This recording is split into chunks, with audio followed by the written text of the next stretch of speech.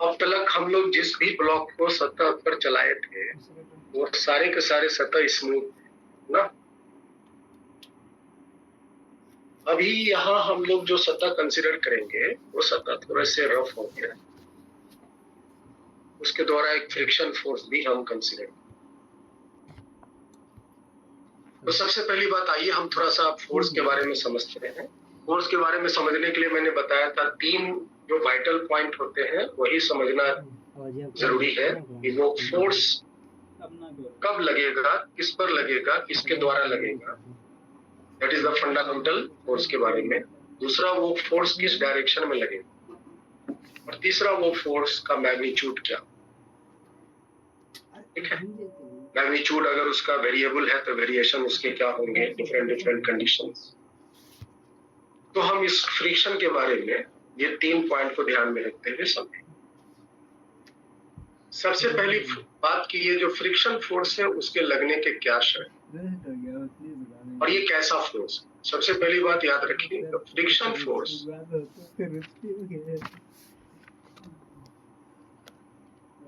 Friction is a type of contact force.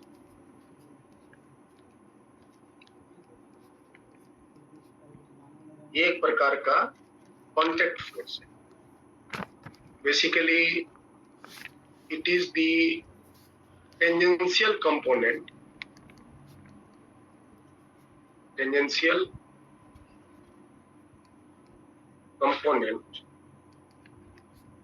of net contact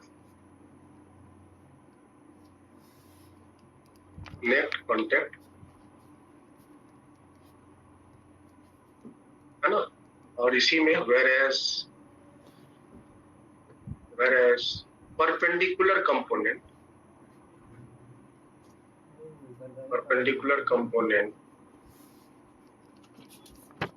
of net contact force is called normal force या normal reaction।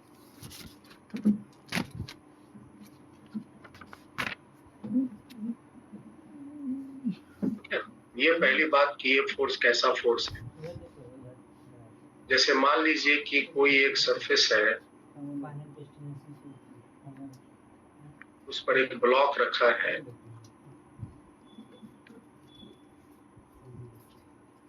और इस block के किसी एक direction में ये जो आपस में कांटेक्ट बने हैं, इन दो सरफेसेस के जो कांटेक्ट बने हैं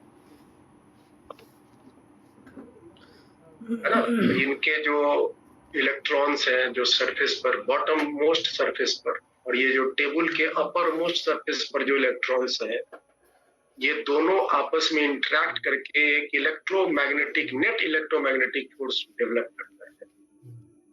और उसके जो मान ले एक डायरेक्शन में ये जो टेबल है उसके द्वारा इस ब्लॉक पर एक नेट कांटेक्ट फोर्स इस डायरेक्शन में बना।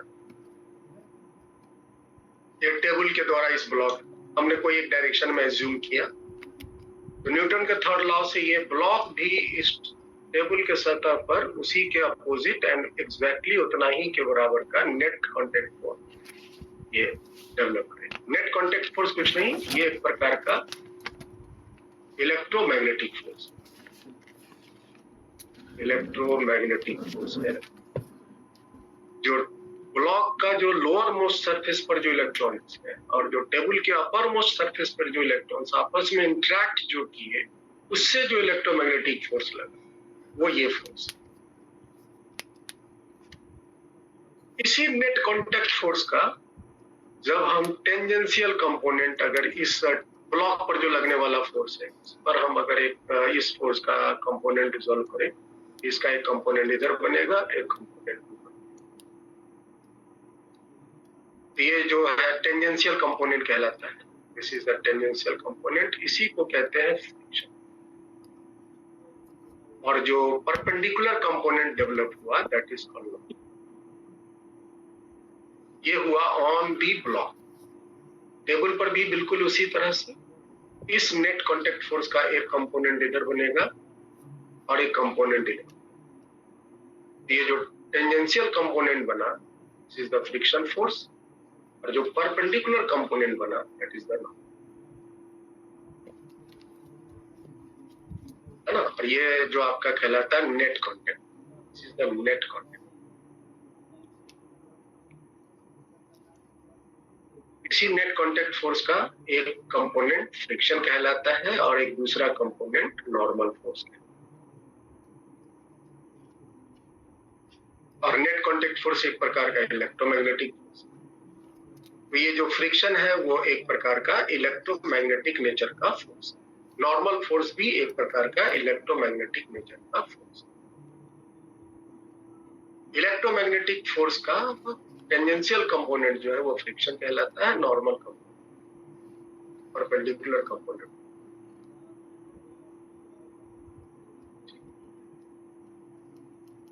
नेक्स्ट, अच्छा हम अगर यहीं पर बात करें नेट कांटेक्ट फोर्स की, तो आप कह सकते हो नेट जो कांटेक्ट फोर्स है this is nothing but is square root of normal square plus friction.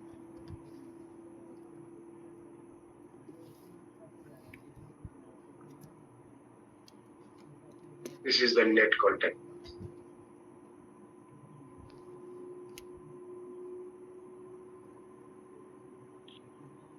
तो आज के बाद से अगर कभी भी आपसे अगर ये पूछा जाए कि सतह के द्वारा ब्लॉक पर कितना फोर्स लगेगा, तो देखो सतह के द्वारा ब्लॉक पर ये जो मान लो ये टेबल है, तो टेबल के द्वारा ब्लॉक पर कौन सी फोर्स लग रही?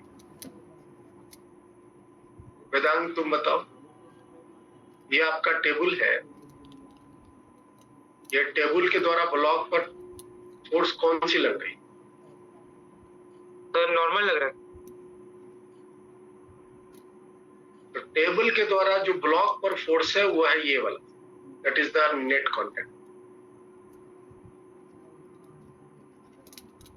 टेबल के द्वारा ब्लॉक पर जो फोर्स लग रहा है that is the net contact. कोई भी कांटेक्ट किसी भी सतह पर जो फोर्स लगाएगा वो लगाएगा नेट कांटेक्ट,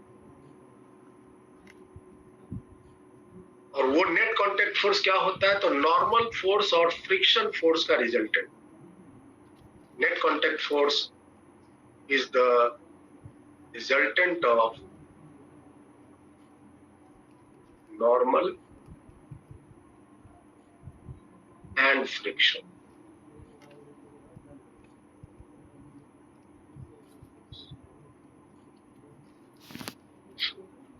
तो जैसे आपसे कभी पूछा कि ये दीवार ब्लॉक पर कितना फोर्स लगाएगा, तो आप क्या करेंगे?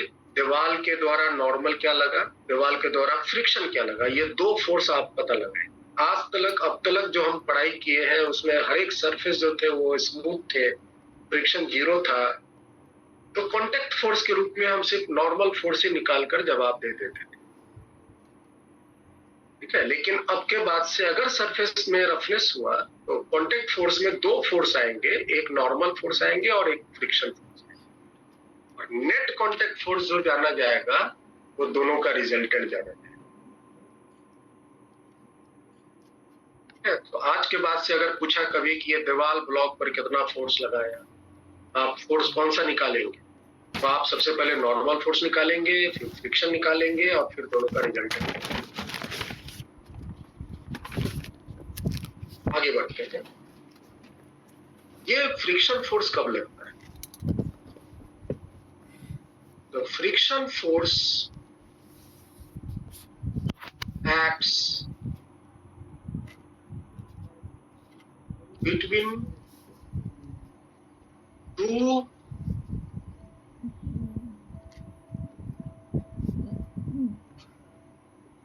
rough contact surfaces when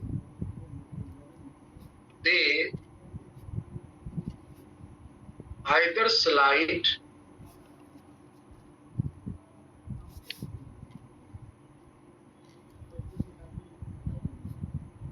or having tendency of sliding।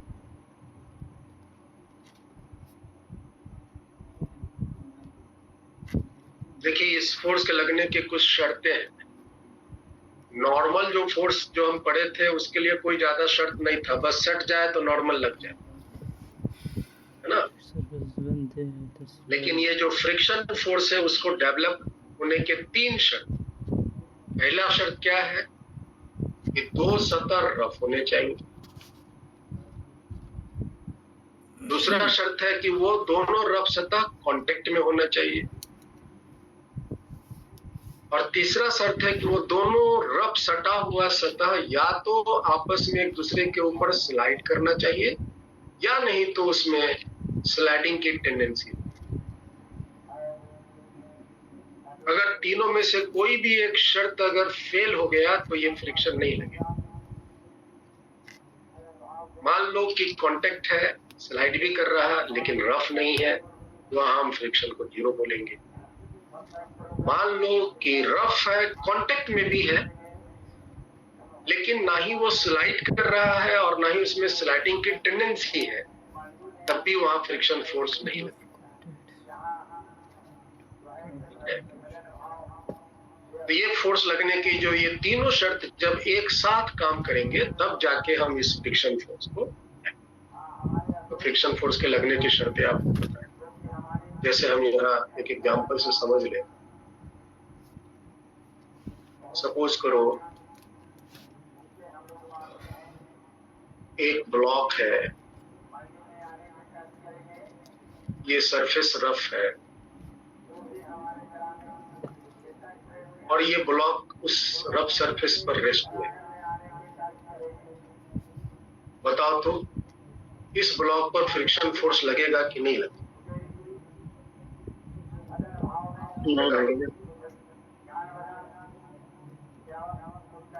Vedanta, force friction वाला लगेगा कि नहीं लगेगा? तो लगेगा सर। ठीक से बोलो। देखो ना यहाँ लिखा हुआ 3 शर्तें बोले। 2 सतह रफ होने चाहिए, रफ है। कांटेक्ट में होना चाहिए, कांटेक्ट में है। लेकिन स्लाइडिंग का टेंडेंसी नहीं है। और तीसरा शर्त है कि वो दोनों सतह सटा हुआ या तो स्लाइड करे नहीं तो उसमें स्लाइडिंग की टेंडेंसी होनी चाहिए। ये वाली जो तीसरी कंडीशन है वो यहाँ एब्सेंट। ये ब्लॉक जस्ट सरफेस पे रखा हुआ है, इस ब्लॉक में ना ही टेंडेंसी ऑफ स्लाइडिंग है और ना ही ये स्लाइड, जस्ट ये रखा हुआ है। तो इस केस में फ्रिक्शन फोर्स नहीं लगेगा। फ्रिक्शन फोर्स का मान 0। दूसरा,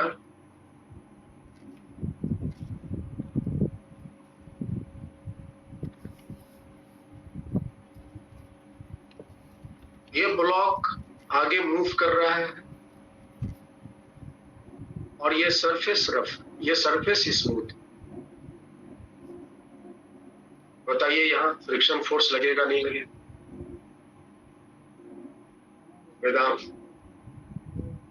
सर अब लग जाएगा। तब अब भी नहीं लगे है ना, क्योंकि ये सतह स्मूथ है ना वेदांत। Yes sir. मूव तो कर रहा है, सटा भी हुआ है, लेकिन सतह क्या है इसमें? यहाँ पर फिर फ्रिक्शन का।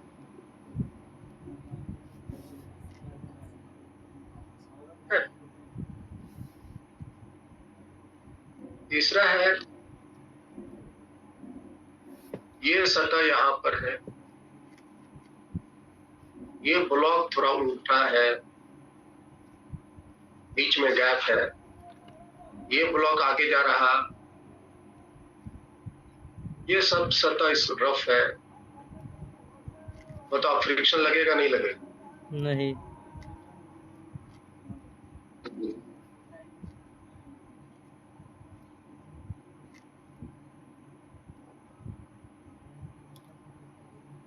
अरे बोलो भाई, फ्रिक्शन फोर्स नहीं लगेगा ना, क्योंकि कांटेक्ट में नहीं है। No contact.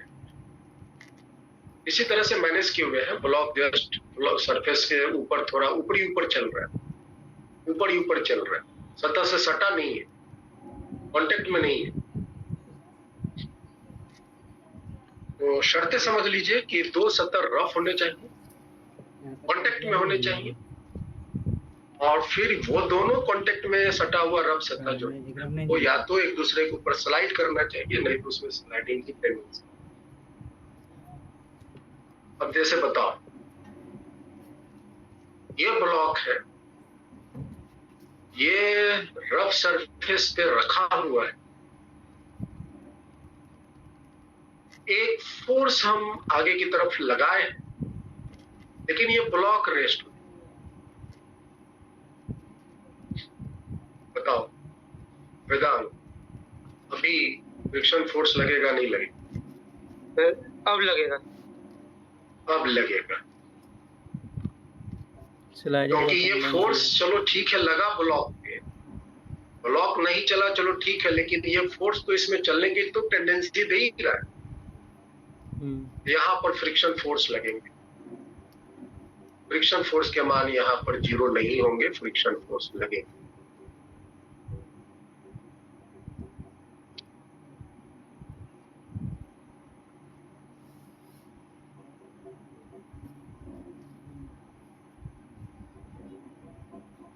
और हम एक ब्लॉक लिए, इस पर हमने फोर्स लगाया, और ये ब्लॉक जो है, ये ब्लॉक जो है वो मूव कर रहा है, और सरफेस,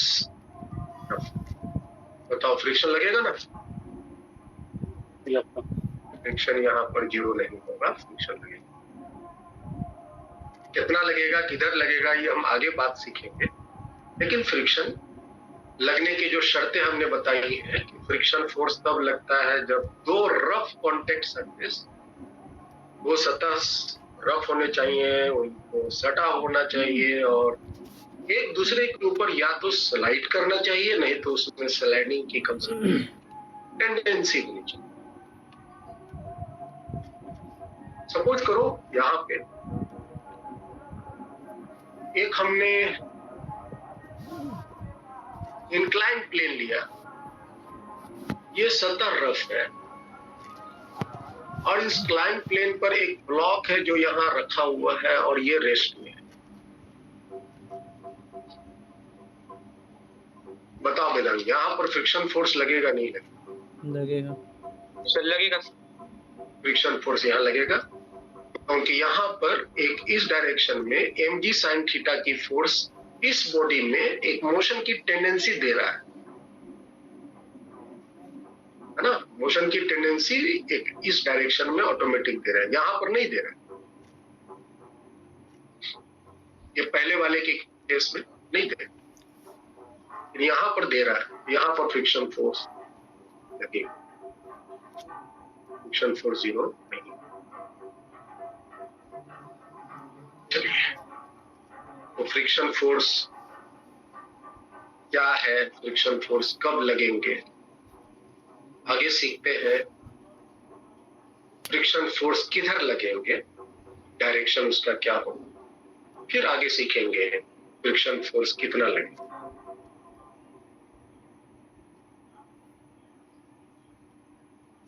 नेक्स्ट है फ्रिक्शन फोर्स का direction.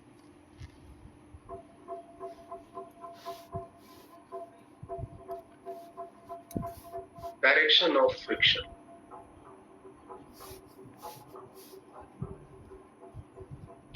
Direction of friction. Friction force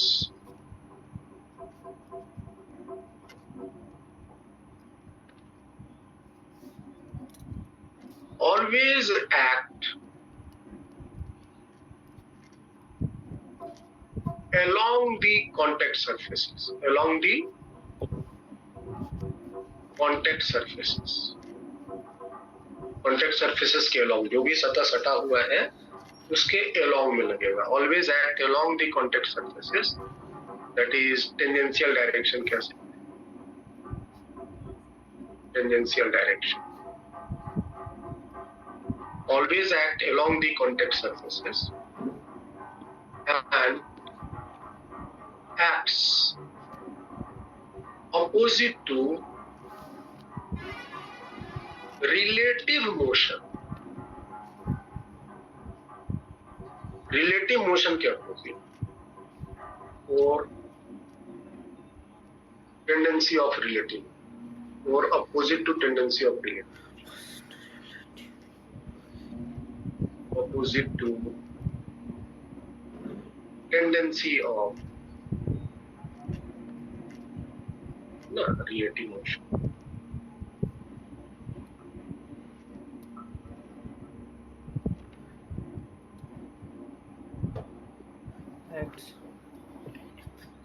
एक ब्लॉक जिस सतह पे रखा हो, एक ब्लॉक जिस सतह पे रखा हो, सतह के रेस्पेक्ट में ब्लॉक जिस दिशा में जाना चाहेगा वो सतह उस ब्लॉक को अपने रेस्पेक्ट में अपोजिट डायरेक्शन में हो सकता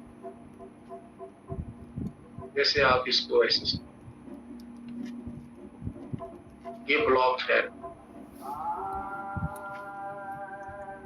ये रफ सरफेस है। अभी हम सब सरफेस को रफ लेंगे जहां फ्रिक्शन के बाद, और हमने इस पर एक फोर्स लगाया है इसका। हालांकि ये बॉडी रेस्ट में है, ये बॉडी रेस्ट में है, ठीक है। तो यहाँ फ्रिक्शन तो लगेगा, कांटेक्ट में है, सतह रफ भी है, और एक फोर्स एफ इसको टेंडेंसी ऑफ मोशन भी प्रोवाइड कर रहा है, तो फ्रिक्शन तो लगेगा। तो आप देखो, तो ये जो कॉन्टेक्ट, ये जो टेबल है, टेबल के रेस्पेक्ट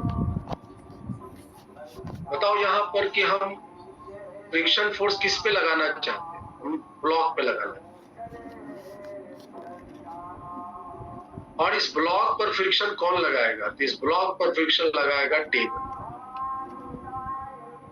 तो आप ये पता करो कि टेबल के रेस्पेक्ट में ब्लॉक किस डायरेक्शन में जाना चाहते हैं। टेबल के रिलेटिव ब्लॉक की टेंडेंसी ऑफ मोशन या मोशन किस डायरेक्शन में आगे है। अगर आप टेबल पर बैठ जाओ तो टेबल के रेस्पेक्ट में ये ब्लॉक की आगे जाने की टेंडेंसी है, तो ये जो टेबल है उस पर अपोजिट डायरेक्शन में।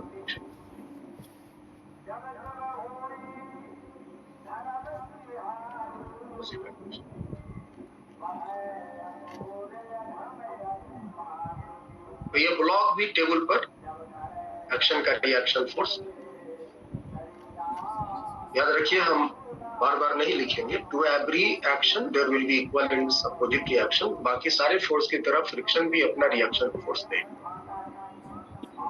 ये जो फ्रिक्शन है जो ब्लॉक पर लगा वो टेबल ने लगाया, और ये जो टेबल पर फ्रिक्शन है वो ब्लॉक।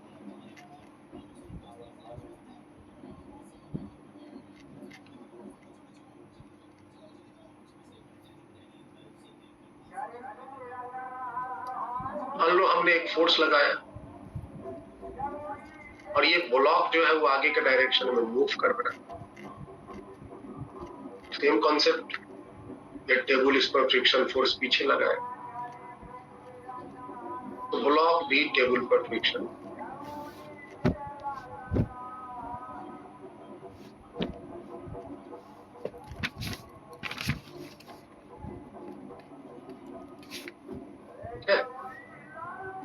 सपोज करो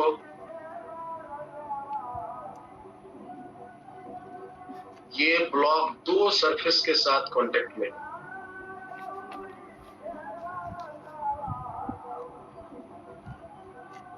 और इस ब्लॉक पर हम एक आगे के डायरेक्शन में फोर्स लगा रहे हैं, दोनों सतह रफ है।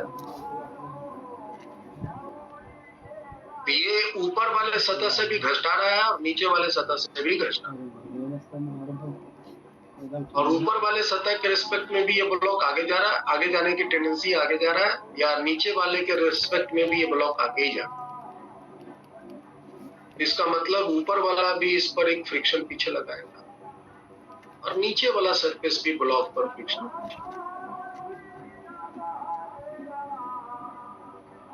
अलग अलग कांटेक्ट, अलग अलग फ्रिक्शन लगा। ये फ्रिक्शन हुआ मान लो FR1, ये न्यूटन का थर्ड लॉ।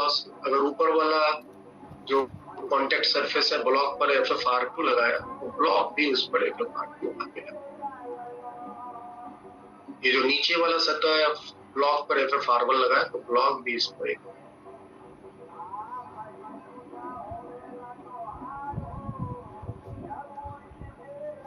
ठीक है जी, याद रखिए जिसपे मोशन बनने की संभावना है या जिसमें मोशन हो रहा है उससे सटा हुआ जितने सतह वो सब उस बॉडी पे फ्रिक्शन लगाएंगे। अगर फ्रिक्शन लगने की पूरी कंडीशन बैठ जाती,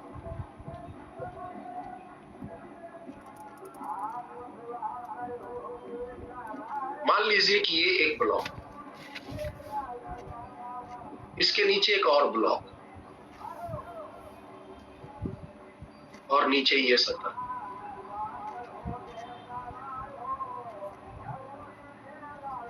ठीक है। यहाँ पर रफनेस है, यहाँ पर भी रफनेस है और हम एक फोर्स आगे के डायरेक्शन में लगाए।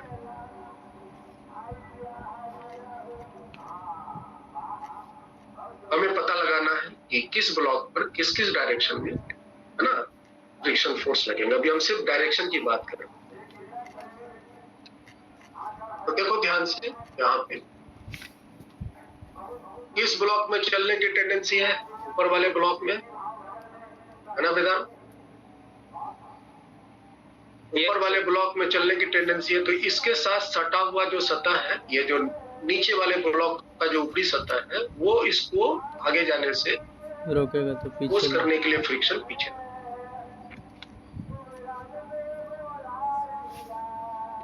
तो ये ब्लॉक भी इस निचले सतह पर फ्रिक्शन फोर्स कर।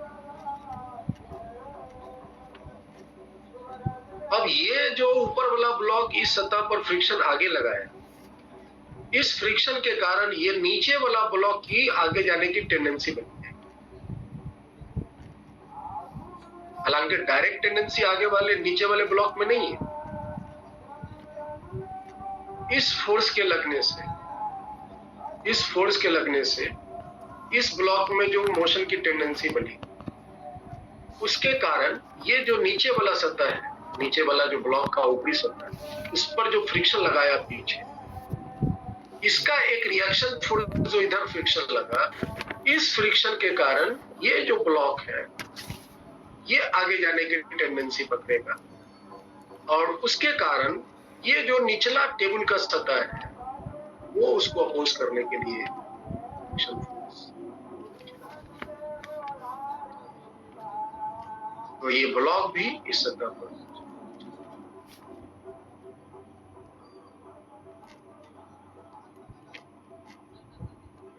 समझ आ रहा है?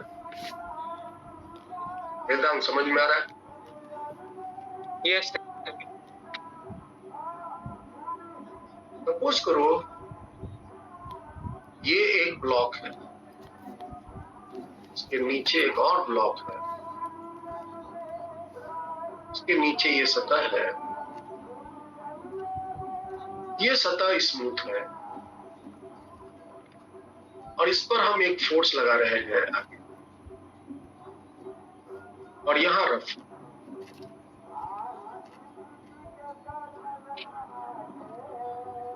यहां रफ।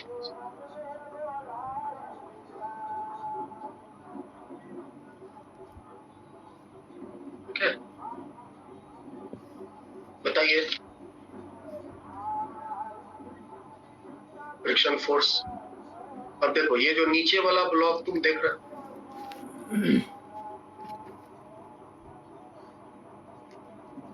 ये जो नीचे वाला ब्लॉक देख रहे हो, इसी ब्लॉक में ये फोर्स अप्लाई किया हुआ है। इस फोर्स के कारण सिर्फ और सिर्फ ये वाली जो नीचे वाला ब्लॉक है वो आगे चलना चाहिए पीछे और इसके कांटेक्ट में जो कांटेक्ट सरफेसेस है, एक तो ये वाला ऊपर वाला जो ब्लॉक इधर है लगेगा एक बार। और एक ये सरफेस वाला जो टेबल का सरफेस है, ये दोनों के कांटेक्ट में लाइक इस तरह। अगर हम इस ब्लॉक पर एक ये वाली फोर्स लगाए हैं तो ये जो टेबल है वो एक फ्रिक्शन फोर्स पीछे लगा सकता है और ये जो ऊपर वाला ब्लॉक है वो एक फ्रिक्शन, टेबल तो लगाएगा नहीं, टेबल तो लगाएगा नहीं, टेबल लगाने की संभावना तो है लेकिन लगाएगा नहीं, फ्रिक्शन यहाँ 0 हो, लेकिन ये ब्लॉक जरूर पीछे लगा। वही तो न्यूटन के थर्ड लॉ से अगर ये ब्लॉक ने इस ब्लॉक पर, ऊपर वाला ने नीचे वाले पे फ्रिक्शन लगाया तो नीचे वाला भी।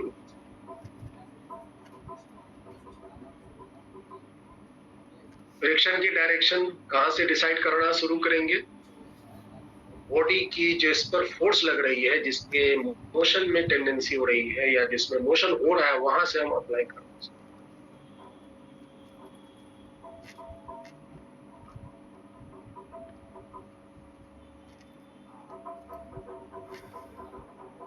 मान लीजिए कि मैं एक सिचुएशन और दे रहा हूं।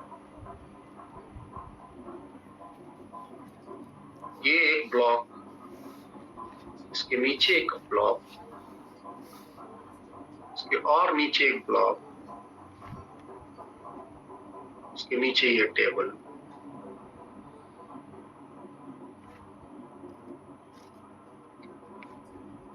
ऊपर में हम एक फोर्स लगा दिए।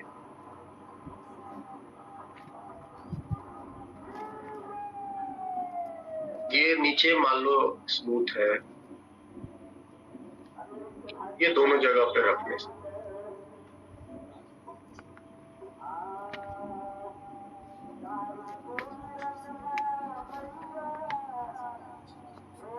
फ्रिक्शन फोर्स डिसाइड करना है, डायरेक्शन उसको हम ऊपर से लगाना शुरू करेंगे। इस फोर्स के अप्लाई करने से, ये फोर्स के अप्लाई करने से सिर्फ और सिर्फ ये वाली जो ऊपर वाली ब्लॉक है वो आगे जाना चाहेगा, तो इसके कांटेक्ट में जो ये वाला सरफेस है वो इसको रिलेटिवली अपोज करेगा पीछे के डायरेक्शन में। फ्रिक्शन लगा, ये लगा फ्रिक्शन। न्यूटन के थर्ड लॉ से ये भी इस पर फ्रिक्शन लगे। अब जो ये फ्रिक्शन लगा, ये फ्रिक्शन लगा, इस फ्रिक्शन के कारण ये जो ब्लॉक है, ये जो ब्लॉक वो अब इसमें टेंडेंसी ऑफ मोशन आगे पकड़ लेगा। तो ये जो नीचे वाला सरफेस है वो अब इसको आगे जाने से रोकेगा, पीछे लगेगा, लगाएगा, फ्रिक्शन पीछे लगेगा, इस पर लगाएगा। न्यूटन के थर्ड लॉ से ये भी इस पर एक फ्रिक्शन, और फिर इस बॉडी पर आगे के डायरेक्शन में जो फ्रिक्शन 2 लगा, जिसके कारण इसमें आगे की टेंडेंसी बनी, और इसको रोकने वाला पीछे कोई नहीं है, ये तो सरफेस स्मूथ है। ये जो नीचे वाला ब्लॉक है वो चलेगा। तो ये आपकी मोशन की सिचुएशन, फ्रिक्शन फोर्स का डायरेक्शन डिसाइड। सपोज करो कि अगर हम ये वाली फोर्स यहाँ नहीं लगाते, नीचे में लगाते, तो फिर क्या होता भाई?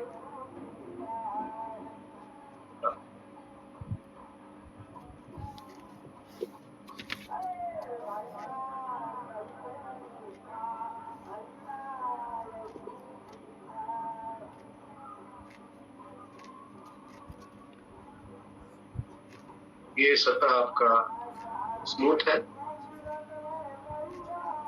और हमने एक फोर्स यहाँ अप्लाई,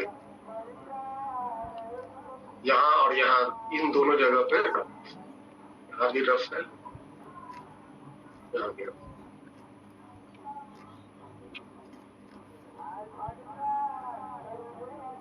फ्रिक्शन फोर्स,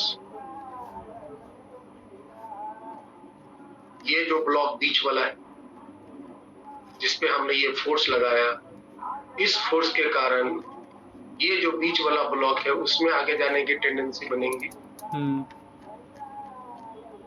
और इस ब्लॉक के कांटेक्ट में जो एक ऊपर का कांटेक्ट है और एक नीचे का कांटेक्ट है, वो इसको फ्रिक्शन लगाएगा। ऊपर वाला ब्लॉक इस पर फ्रिक्शन पीछे लगाएगा, रोकना चाह रहे हैं, और नीचे वाला भी इस पर फ्रिक्शन पीछे। न्यूटन के थर्ड लॉ से ये इस पर फ्रिक्शन आगे लगा और ये इस पर फ्रिक्शन आगे।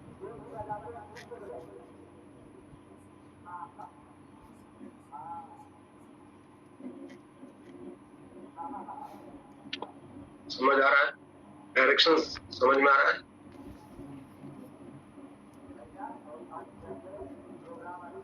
डायरेक्शन याद नहीं कर सकते, बस आप एक कॉन्सेप्ट याद रखिए कि हम जिस पर फोर्स लगाएंगे या जिस बॉडी में हम मोशन की टेंडेंसी देंगे या जिस बॉडी में मोशन होगा या मोशन की टेंडेंसी होगा बाय एनी इन्फ्लुएंस, उससे सटा हुआ जितने सतह है वो सटा हुआ सतह उसको चलने से रोकने के लिए फ्रिक्शन, जितने सटे हुए सतह होंगे उसको चलने से रोकने के लिए फ्रिक्शन लगता है। और बॉडी जिस डायरेक्शन में टेंडेंसी ऑफ मोशन रखता है या जिस डायरेक्शन में उसके अपोजिट में फ्रिक्शन फोर्स हम अप्लाई करें, फ्रिक्शन फोर्स लगे। ठीक है, यहाँ पर कुछ बातें आपको याद रखनी ताकि कंफ्यूजन ना हो।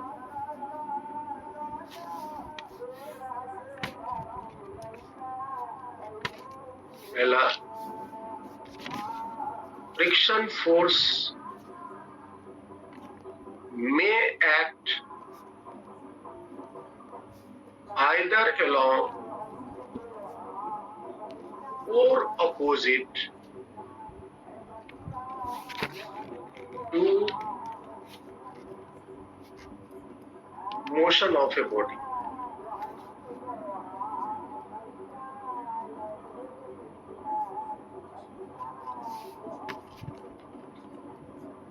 फ्रिक्शन फोर्स ऐसा नहीं है कि हमेशा मोशन के अपोजिट लगता, ये बात दिमाग से निकाल। ज्यादातर केस में लगता है लेकिन ऐसा नहीं है। फ्रिक्शन फोर्स मोशन के अलोंग भी लग सकता है, मोशन के अपोजिट भी लग सकता है, but always act opposite to relative motion. लेकिन ये हमेशा रिलेटिव मोशन के अपोजिट और टेंडेंसी ऑफ मोशन।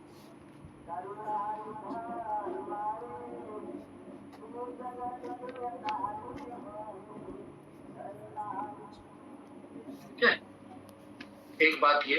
दूसरी बात, फ्रिक्शन में स्टॉप और स्टार्ट द मोशन।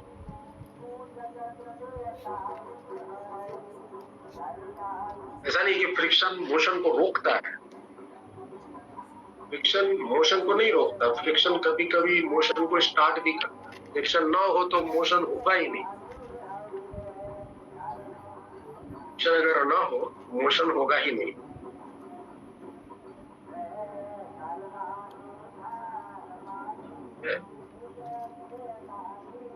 जैसे आप एक एग्जांपल से इस बात को समझें।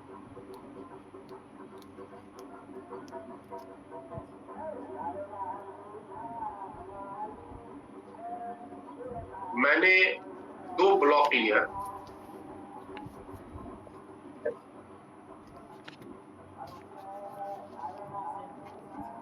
एक टेबल पे रखा हुआ, सरफेस स्मूथ है, यहां रफ है, और हम एक फोर्स ऊपर वाले ब्लॉक पर लगाए। नीचे वाले ब्लॉक पर फोर्स मैंने नहीं लगाया, नीचे वाले ब्लॉक पर मैंने फोर्स कुछ भी नहीं लगाया, हमने जो लगाया ऊपर वाले ब्लॉक। बताओ तो क्या होगा? क्या सिर्फ ऊपर वाला चलेगा या दोनों चलेगा?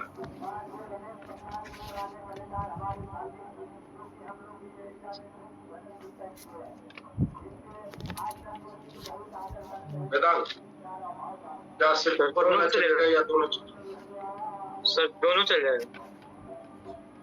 हमने तो फोर्स सिर्फ ऊपर वाले ब्लॉक पे लगा, लेकिन होगा क्या कि जब हम इस पर फोर्स लगाए हैं तो हाँ ये बात है कि ये फोर्स के कारण सिर्फ और सिर्फ ए ब्लॉक में ही मोशन की टेंडेंसी बनेगी। ये जो फोर्स लगाया उस फोर्स के कारण सिर्फ इस ए ब्लॉक में ही मोशन की टेंडेंसी बनेगी, और इसके कांटेक्ट में जो बी ब्लॉक का सतह है वो इसको अपोज करने के लिए फ्रिक्शन लगाएगा, रिलेटिव हीट लगाएगा।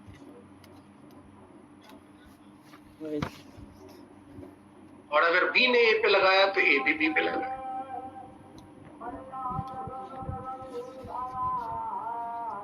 ए भी बी पे लगाया। अगर हम इन दोनों का अलग अलग फ्री बॉडी डायग्राम बनाए, ए का बनाए जिस पर आगे फोर्स लगा है, एक पीछे लगा फ्रिक्शन, इसके मोशन आगे है, और ये जो बी है इस पर अगर हम फोर्स लगाए, इस पर फ्रिक्शन लगा आगे, इस पर भी आगे मोशन है। आप देख रहे होंगे ये इस केस में friction acting opposite to motion.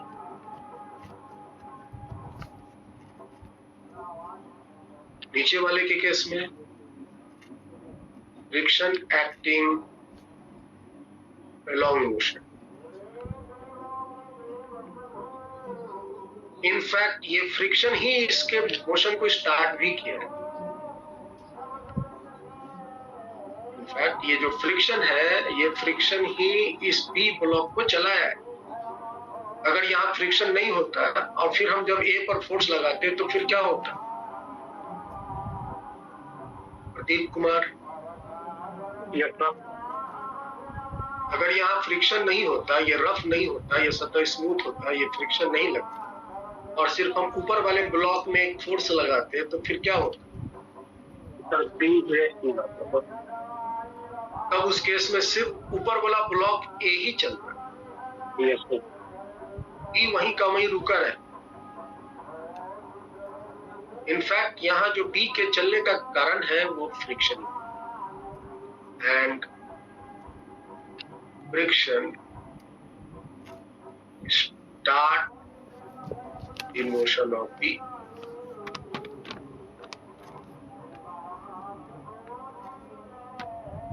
ऊपर वाले में फ्रिक्शन मोशन को अपोज कर रहा है, मोशन को रोकने की कोशिश करेगा, नीचे वाले मोशन को तैयार भी कर रहा है। ये सारी चीज, ये हो गए फ्रिक्शन के डायरेक्शन। सबसे इंपॉर्टेंट है फ्रिक्शन का magnitude.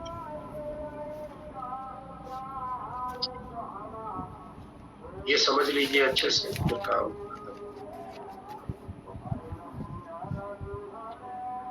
Now let me start to understand the magnitude of friction।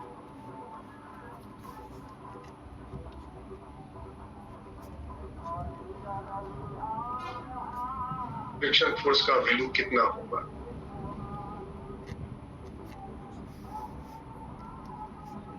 इसका जवाब है magnitude of friction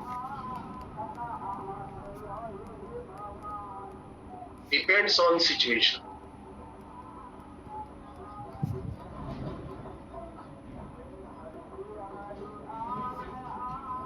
friction force का मैग्नीट्यूड सिचुएशन पर डिपेंड करता है। फ्रिक्शन फोर्स कितना लगेगा इसका मैग्नीट्यूड फिक्स नहीं है, वो सिचुएशन पर डिपेंड करेगा। जैसे कि टेंशन था ना, अलग अलग भार पर टेंशन धागा में अलग अलग होगा, उसी तरह से यहाँ पर भी फ्रिक्शन का हालत है। फ्रिक्शन फोर्स का जो मैग्नीट्यूड है वो फिक्स्ड है, डिपेंड्स ऑन सिचुएशन। और एक कॉन्टेक्ट सरफेस के फ्रिक्शन फोर्स मैक्सिमम कितने लगेंगे, एक कॉन्टेक्ट सरफेस के द्वारा मैक्सिमम फ्रिक्शन फोर्स कितने लगेंगे, ये हम कैलकुलेट कर सकते। एक सतह किसी ब्लॉक पर अगर फिर किसी भी दूसरे सतह पर जो फ्रिक्शन लगा रहा है वो मैक्सिमम कितना लगा रहा है वो हम डिसाइड कर सकते। तो आप इसका मैग्नीट्यूड के बारे में कुछ ये कह सकते हो, the magnitude of friction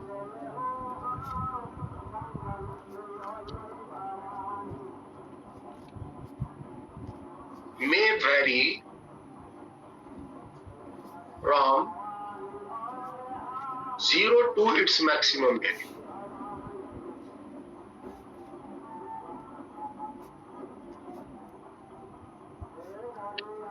zero से मैक्सिमम वैल्यू तक एक सतह फ्रिक्शन फोर्स लगा सकते।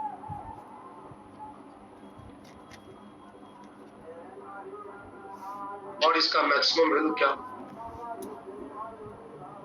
Maximum value of friction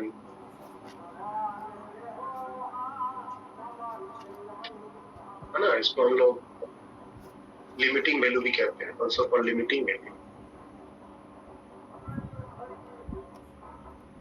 is equal to mu S into N, the maximum value of friction, that is mu s into n. Mu s क्या है? This is the coefficient of static friction.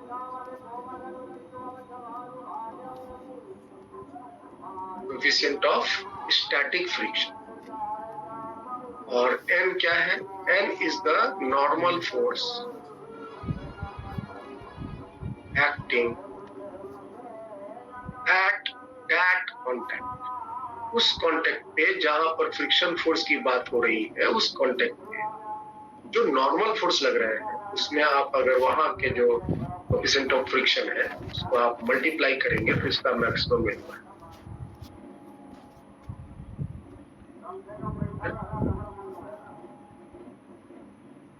Friction force का magnitude fix नहीं है भाई।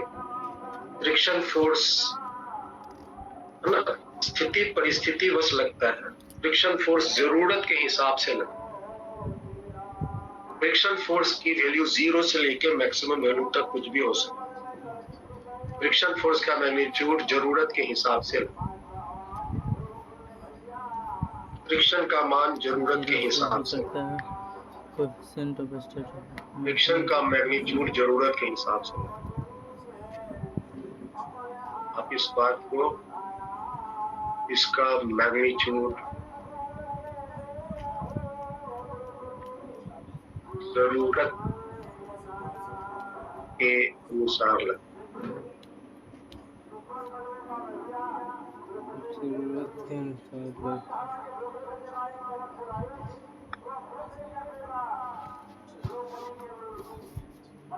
अब थोड़ा आप friction का भावना समझिए। फ्रिक्शन फोर्स चाहता क्या है? फ्रिक्शन फोर्स की जो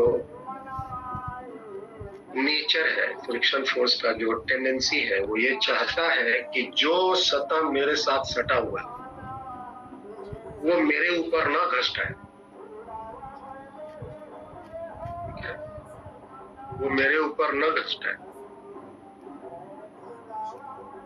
और अगर वो ब्लॉक अगर आगे जाना चाहता है, वो जो सतह है, जैसे कि मान लो ये एक टेबल है जिस पर एक ब्लॉक है,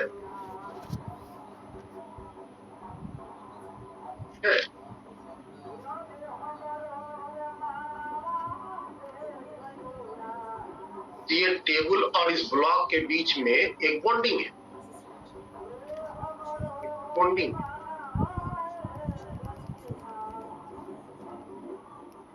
और अगर ये ब्लॉक पर हम आगे किसी तरह का मोशन की टेंडेंसी देते हैं या मोशन देते हैं, तो ये जो नीचे वाला टेबल का सतह है वो चाहता है कि ये ब्लॉक मेरे ऊपर ना घसटाए।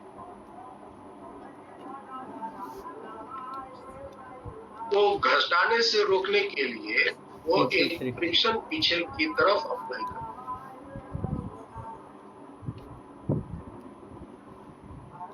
और इस फ्रिक्शन की जो वैल्यू है, ये फ्रिक्शन की जो वैल्यू वो 0 से लेके म्यू एस इंटू एन तक कोई भी लगा सकता है, ताकि इस ब्लॉक को चलने से रोका जा सके। समझ में आ रहा है? इस ब्लॉक को चलने से रोकने के लिए 0 से लेके μs into n तक का कोई वैल्यू वो लगा सकता है।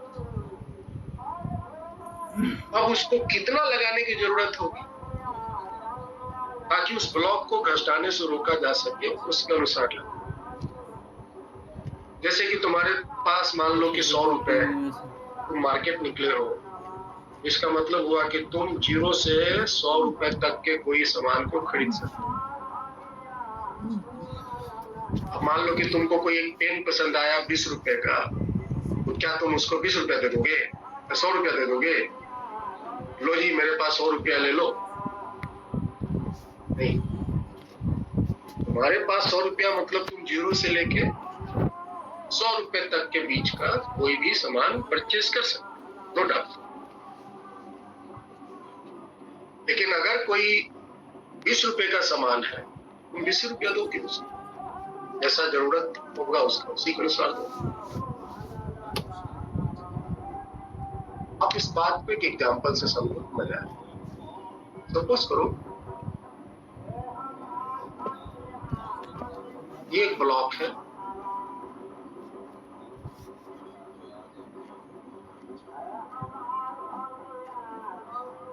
और इसका μs वैल्यू 0.5 है, और ये जो ब्लॉक है वो 2 kg का है।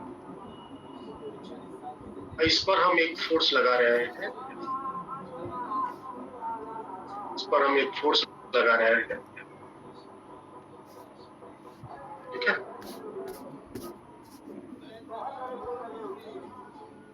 कहता है find magnitude of friction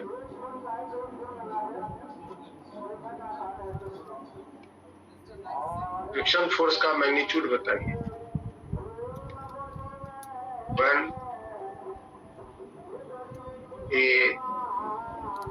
F is 0 Newton, F is 2 Newton, F is 7 Newton, F is 10 Newton. बताओ तो।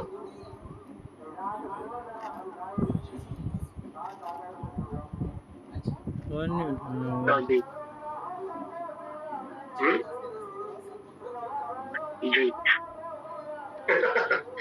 चॉइस नहीं है प्रदीप, चॉइस प्रदीप चुनने में बड़ा माहिर है। चॉइस नहीं है, यहाँ अलग अलग ये फोर्स की वैल्यू है, सरफेस कितना फ्रिक्शन लगाएगा वो निकाल।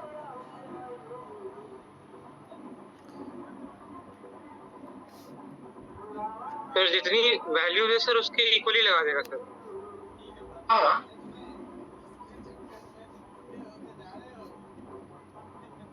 जो अभी स्थिति है इसके अनुसार फ्रिक्शन किधर लगेगा बताओ?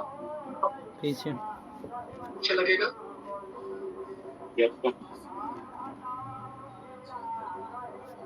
पीछे लगेगा।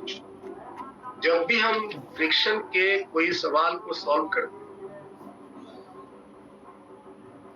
तो हम पूरी तरह से समझ के उसको बनाने के लिए पहला काम फ्रिक्शन की मैक्सिमम वैल्यू डिसाइड कि भाई फ्रिक्शन की औकात क्या है, फ्रिक्शन की ताकत क्या है, वो है। अब यहाँ n का वैल्यू आप बता सकते हो, मास के कारण नीचे n और कांटेक्ट में होने के कारण सरफेस पर नॉर्मल, यही कांटेक्ट जहाँ पे फ्रिक्शन लग रहा है वही कांटेक्ट पे नॉर्मल। इस केस में n बराबर तो 2g, g का मान 10 ले लेना, तो यहाँ पे μs की वैल्यू तो 0.5 है और n की वैल्यू हो गई 2 into c का पॉइंट हटाएंगे तो नीचे 10 और ये वैल्यू हो गया 10। याद रखिए फ्रिक्शन की मैक्सिमम वैल्यू है 10 न्यूटन, ना कि फ्रिक्शन का मान है 10 न्यूटन। फ्रिक्शन की औकात है 10 न्यूटन। इसका मतलब ये होगा, it means friction value may be from 0 newton to 10। 10 newton से ज्यादा नहीं हो सकता, ये समझो। 10 न्यूटन से ज्यादा नहीं हो सकता। समझ आया?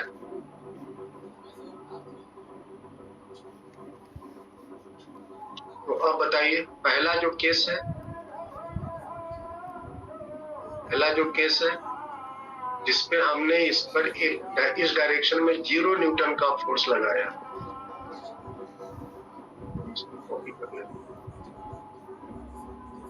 4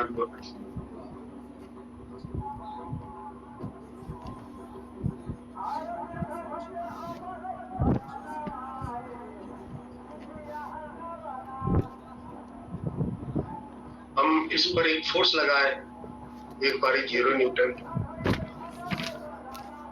ये जो सतह फ्रिक्शन पीछे लगाएगा, कितना लगाएगा ताकि इसको चलने से रोका जा सके? बताओ, ये सतह फ्रिक्शन फोर्स पीछे कितना लगाएगा ताकि इसको चलने से रोका जा सके? तो नहीं लगाएगा, क्योंकि इसमें चलने की कोई टेंडेंसी नहीं है। यहाँ फ्रिक्शन फोर्स कम आती है। इस केस में फ्रिक्शन कितना लगाएगा? अगर हम 2 न्यूटन का फोर्स लगाए तो फ्रिक्शन फोर्स कितना लगाएगा ताकि इसको चलने से रोका जा सके? तो 2 न्यूटन लगाएगा। 10 न्यूटन लगाने की ताकत रखता है भाई, वो तो लगा ही सकता है। यहाँ पे अगर हम फ्रिक्शन फोर्स जो अप्लाई किए उसका मान 7 न्यूटन, तो बताओ यहाँ फ्रिक्शन फोर्स कितना लगाएगा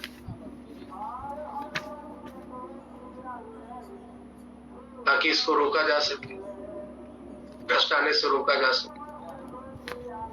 यहाँ 7 न्यूटन लगाएगा, क्योंकि खींच के ले जाने वाला फोर्स 7 है। अगर हम अपोजिट में 7 लगा देंगे तो ये उत्तर है। 10 लगाने की ताकत रखता है, 7 तो लगा ही सकते। यहाँ पे हम अगर 10 न्यूटन का फोर्स लगाए तो बताइए पीछे फ्रिक्शन कितना लगेगा? 10। ये इसका मैक्सिमम है। अब इसके बाद अगर आप इधर से 10 न्यूटन से ज्यादा फोर्स लगा देंगे तब ये सरफेस उसको रोक नहीं पाएगा। अगर आप इधर 10 न्यूटन से ज्यादा फोर्स लगा देंगे ये सतह उसको नहीं रोक, क्योंकि ये सतह मैक्सिमम 10 न्यूटन तक ही फ्रिक्शन। बात समझ में आया?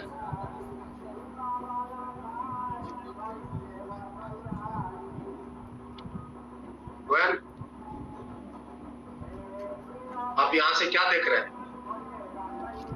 As applied force F increases, the friction force also increases.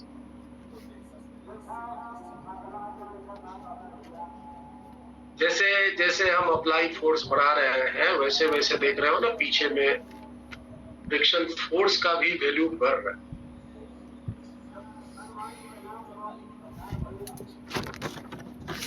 Till its maximum है।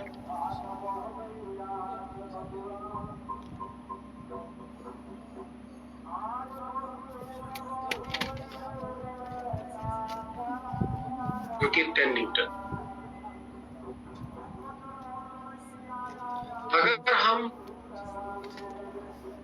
अगर F अप्लाइड अगर 10 न्यूटन से ज्यादा हो जाए तो ब्लॉक स्टार्ट स्लाइडिंग। ब्लॉक चलना शुरू कर देगा। and the friction during motion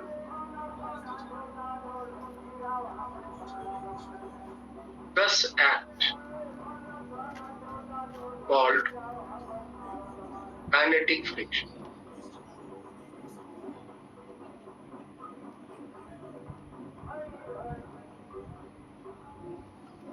Whose magnitude, ये इसको अलग से लिखो,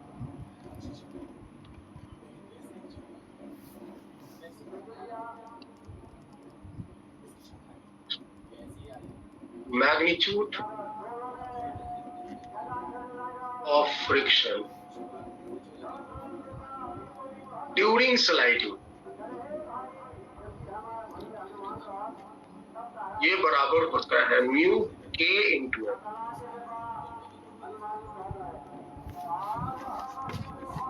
Whatever the value of motion, whatever the type of motion, mu के इंटू एफ. जहाँ म्यू के क्या है? म्यू के is called coefficient of kinetic friction.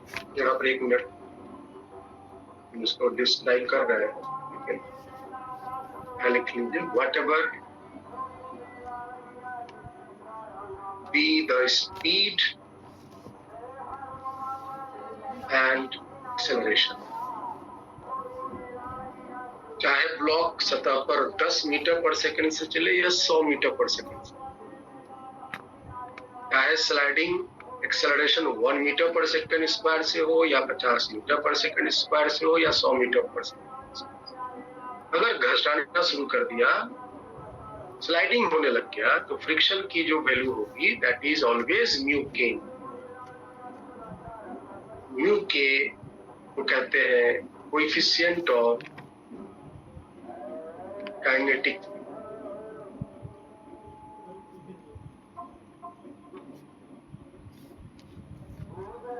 और इसका जो वैल्यू होता है, इट्स वैल्यू इज स्लाइटली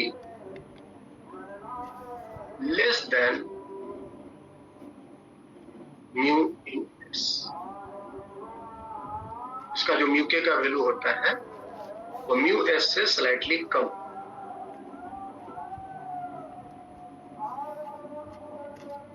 और एन तो नॉर्मल फोर्स.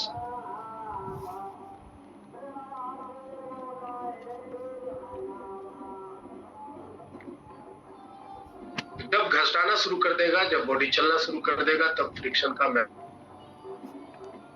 मैग्नीट्यूड चेंज हो जाएगा. उसका मैग्नीट्यूड का फॉर्मूला होगा म्यू के इंटू.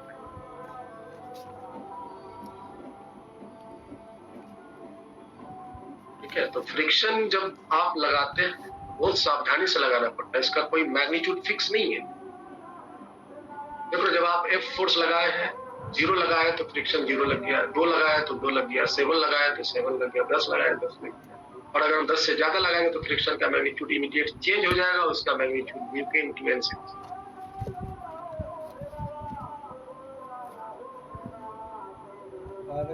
सपोज करो, एक हम एग्जाम्पल लेते हैं.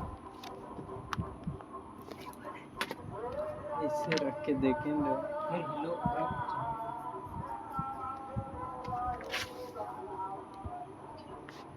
म्यू एस की वैल्यू है 0.5 और म्यू के की वैल्यू है 0.45. बहुत स्लाइटली छोटा हो. 2 kg का ये ब्लॉक और एक फोर्स मैंने अप्लाई किया. आपसे कहता है find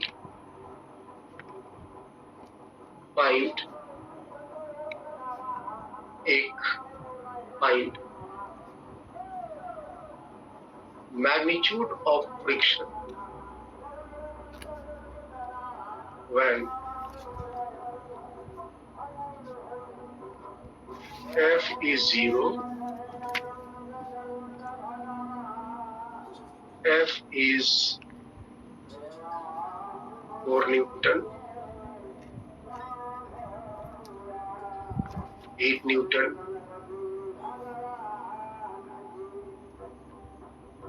10 Newton, 12 Newton,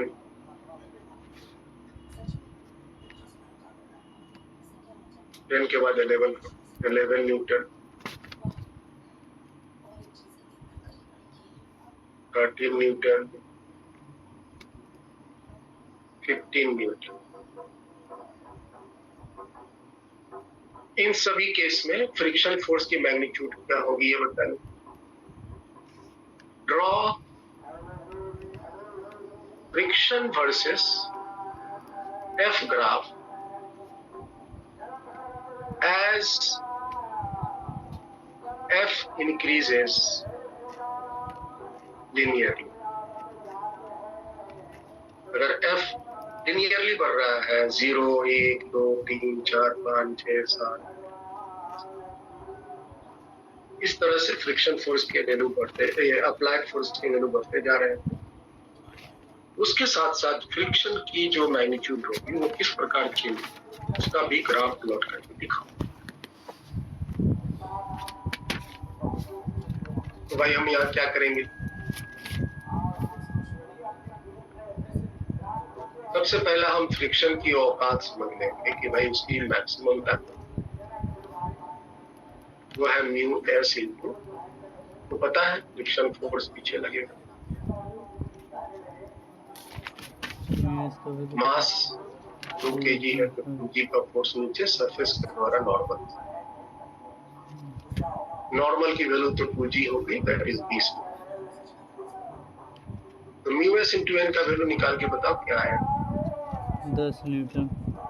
mu S का value 0.5 into 20 that is 10 Newton है।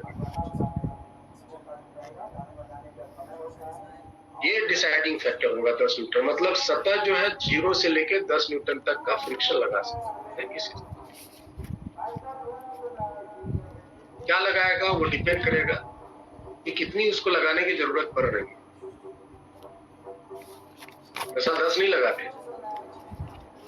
काइनेटिक फ्रिक्शन भी आप चाहो तो यहाँ निकाल सकते। काइनेटिक फ्रिक्शन का वैल्यू म्यू के इंटू एन, काइनेटिक मतलब मोशन के दौरान जो सरफेस से वो घसटा रहा है, 0.45 इंटू 23 ये बराबर हो जाएंगे 9। 90। अब आप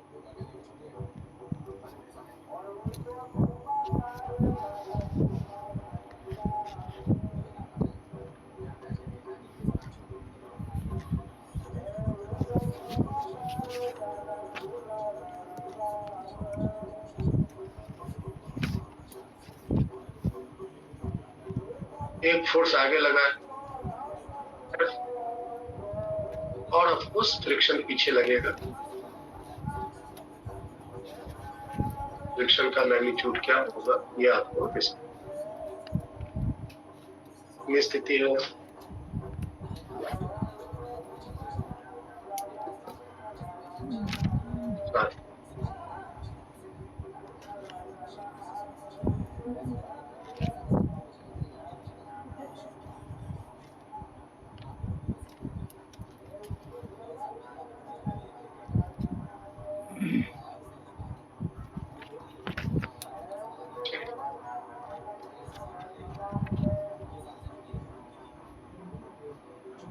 जब हम फोर्स 0 लगाएंगे तो बताइए ये सतह को कितनी फ्रिक्शन लगाने की जरूरत होगी, बोलो भाई जल्दी जल्दी। 0 न्यूटन। 0 टेंडेंसी नहीं है,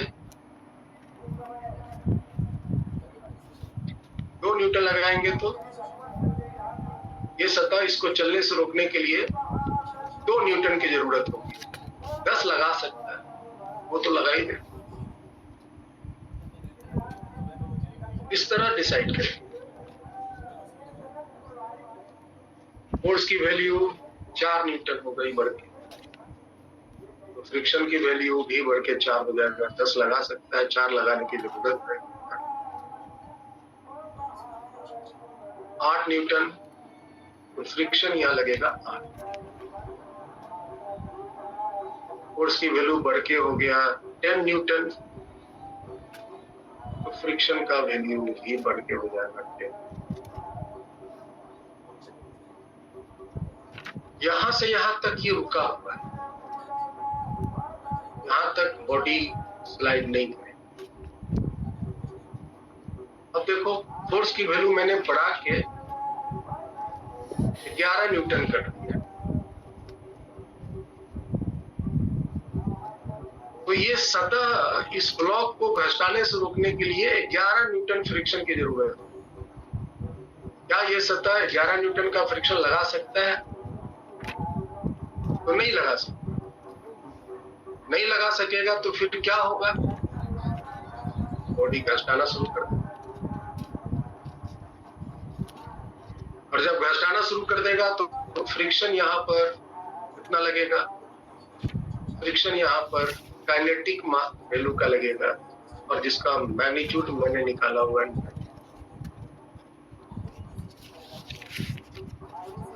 फिर जब हम फोर्स की वैल्यू बढ़ा के 11 न्यूटन से 30 न्यूटन कर देंगे, है ना, तो बताओ क्या ये ब्लॉक रुका रहेगा या चलेगा? चलेगा, क्योंकि सरफेस को रोकने के लिए 30 न्यूटन फ्रिक्शन की जरूरत है। सरफेस मैक्सिमम 10 ही लगा सकता है, तो ब्लॉक घसटाना शुरू कर देगा काइनेटिक में, और यहाँ 30 न्यूटन का। इसी तरह से एक और भी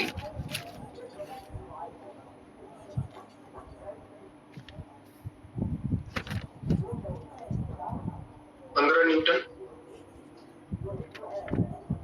कर दो,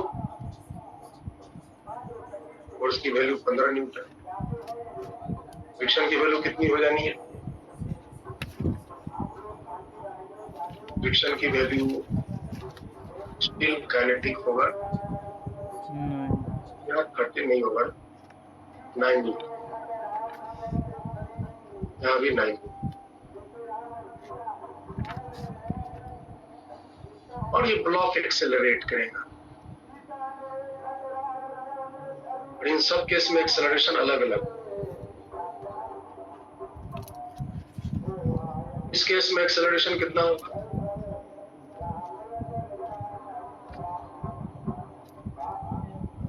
नेट कूलिंग फोर्स हो गया 11 माइनस 9, 2 मास 2/2 1 मीटर पर सेकेंड।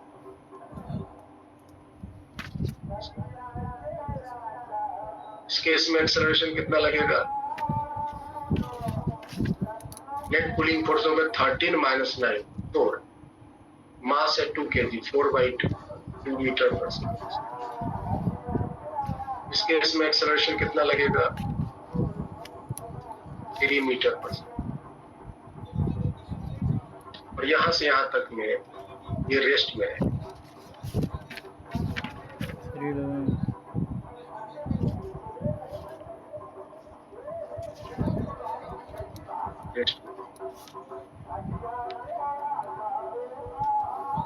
ऐसा हम अगर इसको जगह लेते हैं,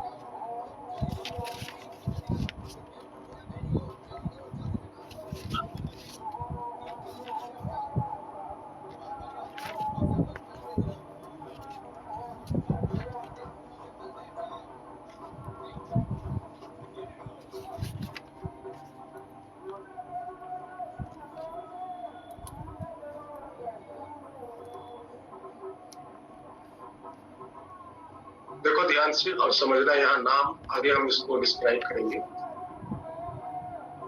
ये जो फ्रिक्शन है 10 न्यूटन, इसको हम मैक्सिमम कहते हैं, और ये लिमिटिंग फ्रिक्शन है।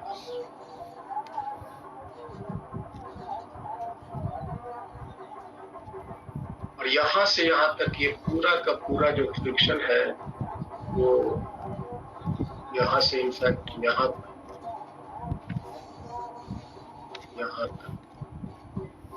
ये पूरा का पूरा स्टैटिक फ्रिक्शन कहता है, इंक्लूडिंग लिमिटिंग। रुकी अवस्था में जो फ्रिक्शन है उसको हम स्टैटिक फ्रिक्शन,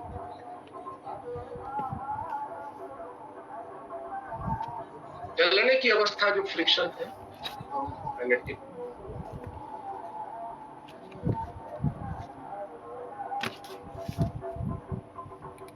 मैक्सिमम फ्रिक्शन को लिमिटिंग। इस स्थिति में block is just about to move, चलने की स्थिति में, that is at point of motion.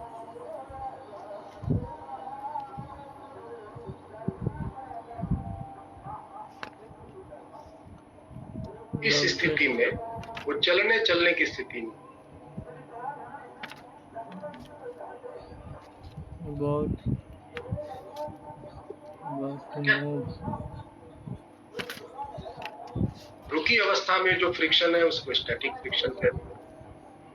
Maximum friction की value, maximum of static friction को लिमिटिंग फ्रिक्शन कहते हैं।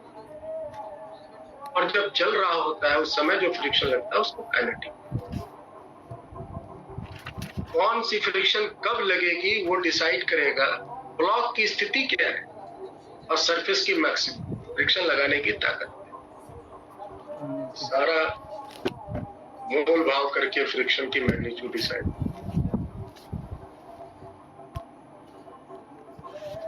अब अगर हम इसका ग्राफ प्लॉट करें,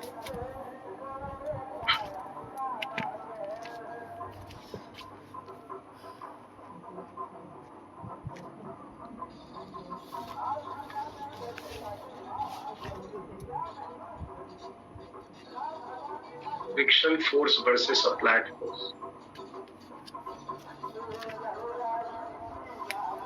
force is starting from zero, zero से ये फोर्स बढ़ रहा है।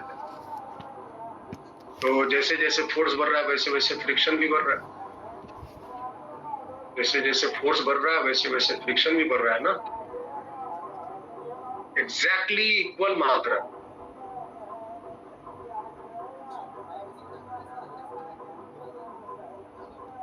एग्जैक्टली इक्वल मैग्नीट्यूड में दोनों फोर्स बढ़ रहा है। एग्जैक्टली इक्वल का मतलब हुआ ये जो एंगल है ये 45 डिग्री है, न 45 से कम न 45 से ज्यादा।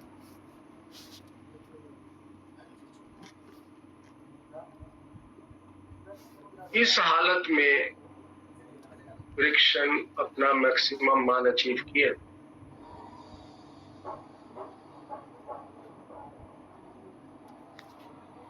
Limiting friction. फिर उसके बाद हम जैसे ही यहां से फोर्स का वैल्यू बढ़ाते जा रहे हैं, फ्रिक्शन स्लाइटली इमीडिएट थोड़ा सा कम हुआ, फ्रिक्शन स्लाइटली थोड़ा सा कम हुआ और फिर उसके बाद उसका मैग्नीट्यूड कांस्टेंट।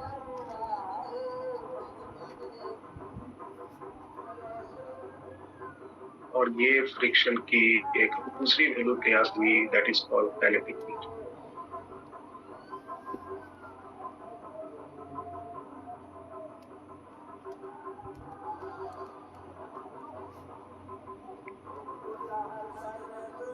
और ये जो पोजीशन हुआ यहाँ, एक हल्का सा इमीडिएट ट्रांजिशन होता है फ्रिक्शन की, उसको बोलते हैं किंक। हल्की सी ट्रांजिशन हुई, लिमिटिंग से काइनेटिक फ्रिक्शन में कन्वर्शन हुआ, and then after friction become constant. देख लो फ्रिक्शन की कैसी वेरिएशन हो रही है according to the applied.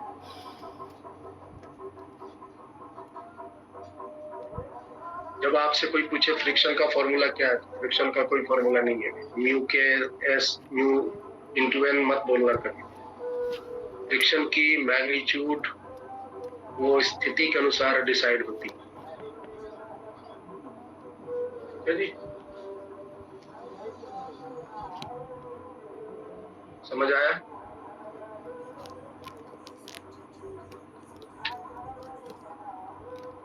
let me discuss the types of.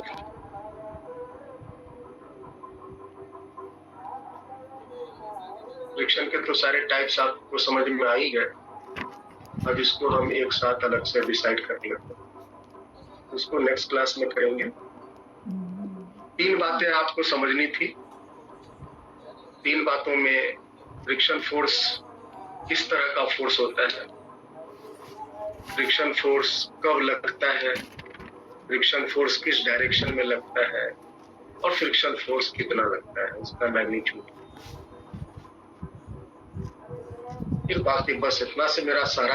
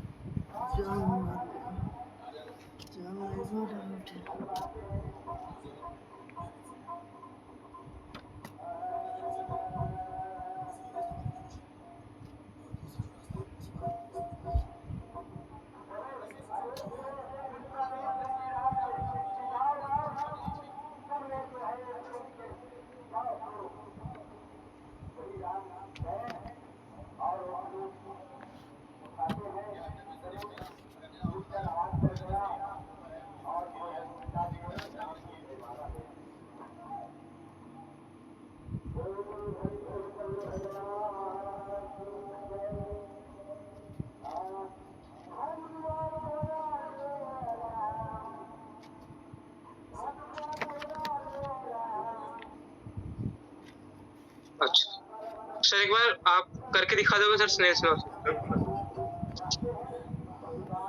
पहले क्वेश्चन मुझे समझने दो।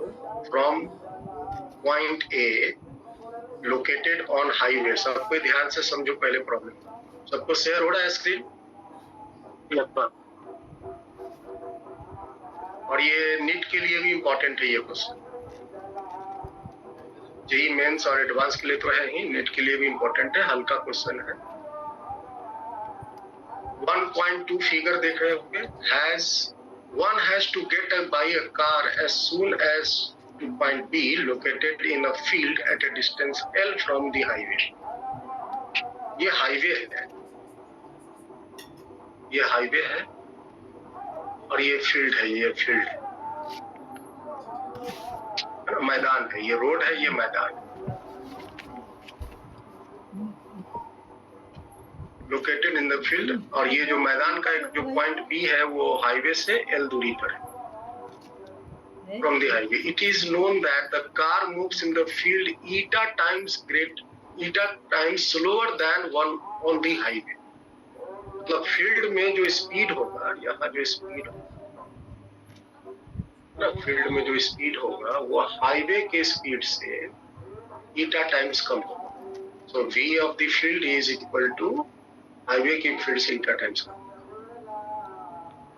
slower than the highway. At what distance from point D one must turn off the highway? मतलब कहाँ से ये हाईवे, ये जो कार है कहाँ से वो मुड़े, यहाँ से मुड़े, यहाँ से मुड़े, यहाँ से मुड़े, यहाँ से मुड़े, कार कहाँ से मुड़ना चाहिए ताकि बी पर वो पहुंच सके, है ना? कम से कम sir as soon as possible, point B तक पहुंचने के लिए उसको कम से कम समय में पहुंचे। तो आपको मैं कॉन्सेप्ट किसका देता हूं?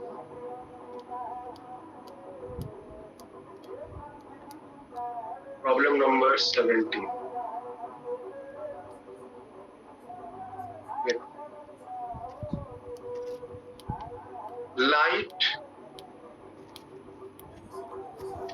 Light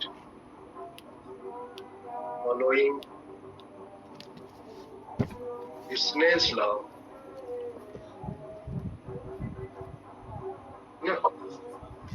traversed in least time, कम से कम समय में वो ट्रेवल करता है।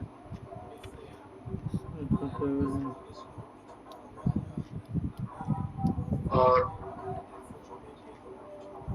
स्नेल्स लॉ का क्या नियम? मान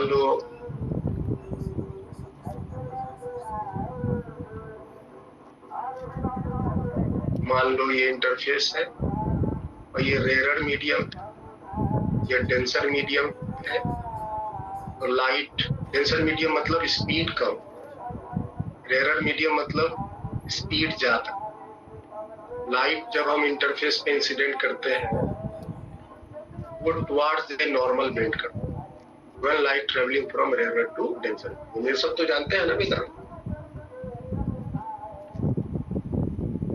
ये एंगल ऑफ इंसिडेंस आई है, ये एंगल ऑफ रिफ्रैक्शन। तो स्नेल्स लॉ के अनुसार स्नेल्स लॉ क्या होता है?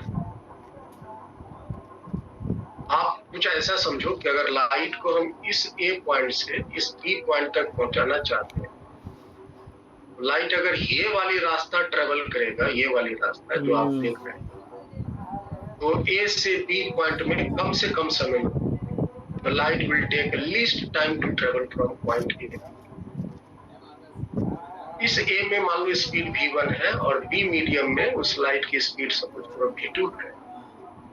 स्नेल्स लॉ का फॉर्मूला है mu R into sine in I is equal to mu D into sine. और आपको पता होना चाहिए कि refractive index is inversely proportional to speed. आप इसी इक्वेशन को sine I by v1 is equal to sine R by v2 लिख सकते।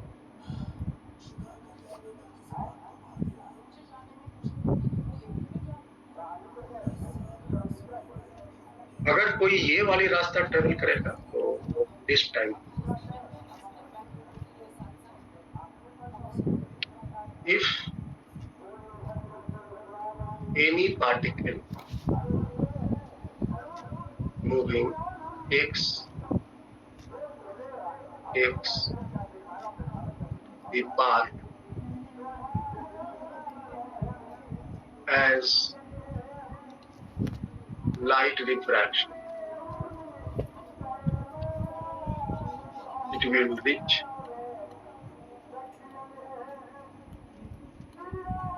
in shortest time। यही कॉन्सेप्ट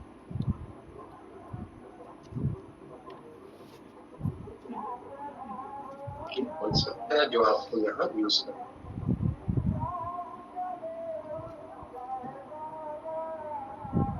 और स्नेल्स लॉ के ये दो फॉर्मूले, रिफ्रैक्शन मतलब स्नेल्स। जैसे मान लो कि तुम्हारे पास एक हम एग्जांपल ले रहे हैं, सपोज करो ये आपका एक रोड है और ये कीचड़ का मैदान, ठीक है। ये प्लेन रोड है और ये मड सॉइल है। मड मतलब वो होता है ना राकेश, ये जो क्या बोलते हैं उसको, धान रोपते हो, पूरा कीचड़ दलदल टाइप का हो जाता है और ये पूरा मैदान, ये पूरा जो है खाली। मान लो तुम्हारा एक दोस्त है राकेश, मान लो यहाँ है और प्रदीप यहाँ पर है, धान रोप रहा है। राकेश जो है वो प्रदीप के पास पहुंचना चाहता है। राकेश बड़ा हड़बड़ी में है, प्रदीप के पास तुरंत पहुंचना चाहता है। जैसा कि जानते हो प्लेन रोड पर दौड़ना आसान होगा, मड सॉइल में दौड़ना मुश्किल होगा। यहाँ हम जब चलेंगे इस मैदान में चलेंगे तो स्पीड मेरी ऑटोमेटिक स्लो हो जाएगी। यहाँ फर्राटे से दौड़ जाएंगे लेकिन यहाँ हम स्लो स्पीड। ये डेंसर होती है। इसमें स्पीड स्लो होता है, टेंसर होता है, जिसमें स्पीड फास्ट होता है, वगैरह। तो मेरा प्रश्न ये है कि ये जो राकेश है वो कौन सा रास्ता लेगा कि प्रदीप के पास कम से कम समय हो। तो मैं कुछ रास्ता बना रहा हूँ, आप देखो। एक रास्ता है कि राकेश ऐसे रोड पार किया और फिर मड में ऐसे चला। यहाँ पे रख। दूसरा है कि राकेश सीधे हिल गया, सीधे ऐसे हिल गया। तीसरा, राकेश दिमाग लगाया, अच्छा होगा कि हम पहले प्लेन रोड पर ज्यादा दूर चल देते हैं और फिर डायरेक्ट मैदान में इतना चल देते। और एक है ऐसे गए और फिर ऐसे गए। This is will slowest. कितने रास्ते बनाए मैंने? चार रास्ते। एक रास्ता ये रहा, दूसरा रास्ता ये रहा, तीसरा रास्ता ये रहा, चौथा रास्ता ये रहा। सबसे पहली बात तो ये बताओ कि इन चारों में से कौन से रास्ता लिया जाए कि R से P पॉइंट तक जाने में मिनिमम टाइम लगे? तीसरा वाला। बोलो भाई। 3 नंबर बस। हाँ। लेकिन अगर आप ये कॉन्सेप्ट नहीं जानते तो आपका जवाब क्या होगा? 4। हेलो नहीं। 4। हेलो। या नहीं तो 2 बोलता, कोई 3 बोलता, कोई 4 बोलता, कोई 2 बोलता। एक तो नहीं है बोलेगा, तो पढ़ा लिखा पहुंचता है एग्जाम में। ये वाली स्थिति। या अगर P से R जाना हो, P से R जाना हो, ये भी हो सकता है ना। प्रदीपे को मिलने का मन है, राकेश बोला ना टीचर हम ले जाएंगे तुम्हें। अगर प्रदीप राकेश के पास जाएगा तब भी उसको मिनिमम टाइम के लिए वही तीसरा रास्ता ही फॉलो करना। कॉन्सेप्ट समझ में आया वेदांत? यस। अब इस सवाल में स्थिति बड़ा सिंपल सा है। इसमें तो यहाँ से रोड क्रॉस करना, यहाँ पहुंचना है, यहाँ तो रोड भी क्रॉस नहीं करना है। और क्वेश्चन आसान, यहाँ पहुंचना है, बी पर पहुंचना है। ये दूरी L दी हुई है और यहाँ से उसको चलना है। वो जो चलेगा यहाँ,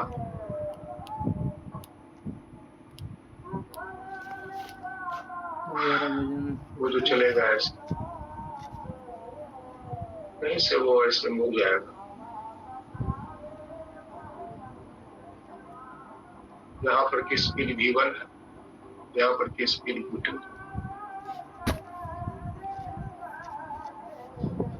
ये क्रिटिकल एंगल कंडीशन, ये 90 डिग्री है और यहाँ एंगल थीटा, ये एंगल थीटा। तो लिस्ट टाइम यहाँ पहुंचने के लिए आपसे क्या पूछ रहा था, कहाँ से मुड़े, at what distance from D one must turn, ये आपको निकालना, ये वाली डिस्टेंस।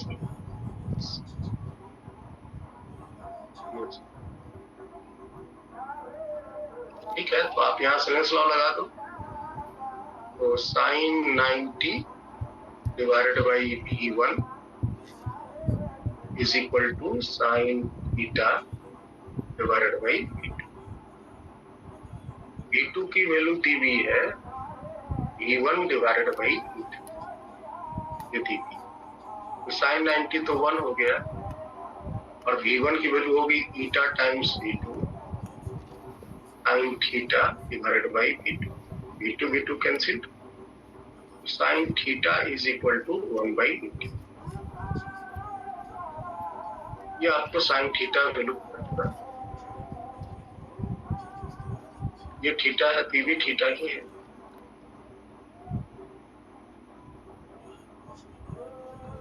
आपको एक्स निकालना है, याद रखो, ये थीटा होगी।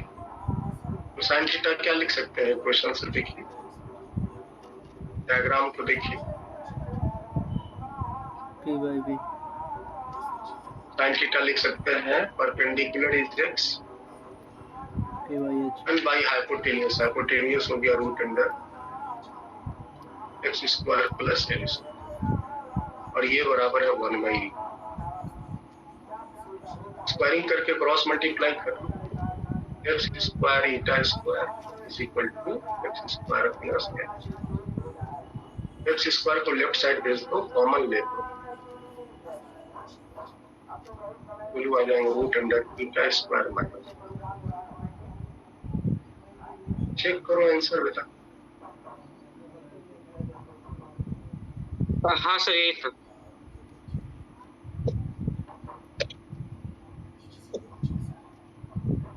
आप इसको डिफरेंशिएशन से भी बना सकते, करना चाहते हो सर वैसे ही करा था सर। हाँ, उससे भी बनेगा, उससे भी बना सकते।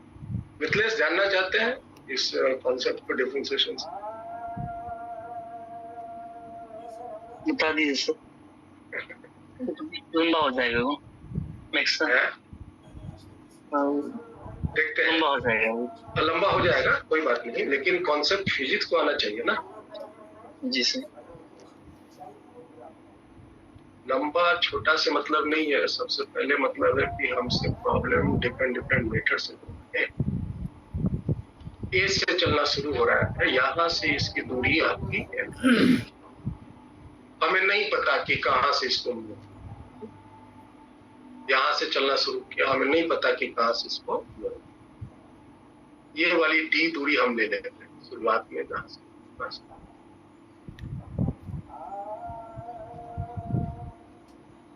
यहाँ से चलना शुरू किया तो हम दूरी को डी ले, और हमें नहीं पता कितना दूर चल के उसको मोड़ना है, तो हम यहाँ पर दूरी किसी टाइम टी समय में मोड़, और टाइम समय में क्या मोड़े, यही से मोड़ दी यहाँ तक,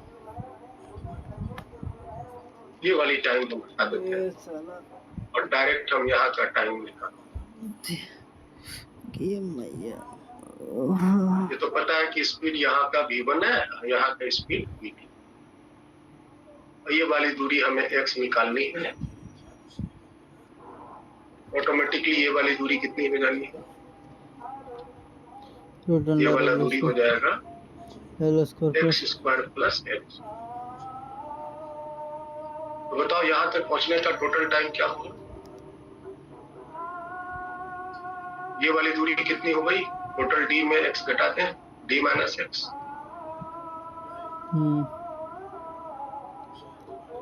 यहाँ से यहाँ तक का टाइम निकालने के लिए पहले यहाँ से यहाँ तक का टाइम बताओ, टाइम बराबर distance by speed, D minus x by v1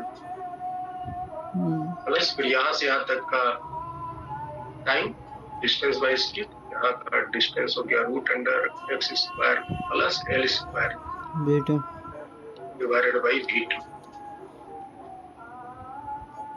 ठीक है। अब हमको to find minimum time, minimum value of T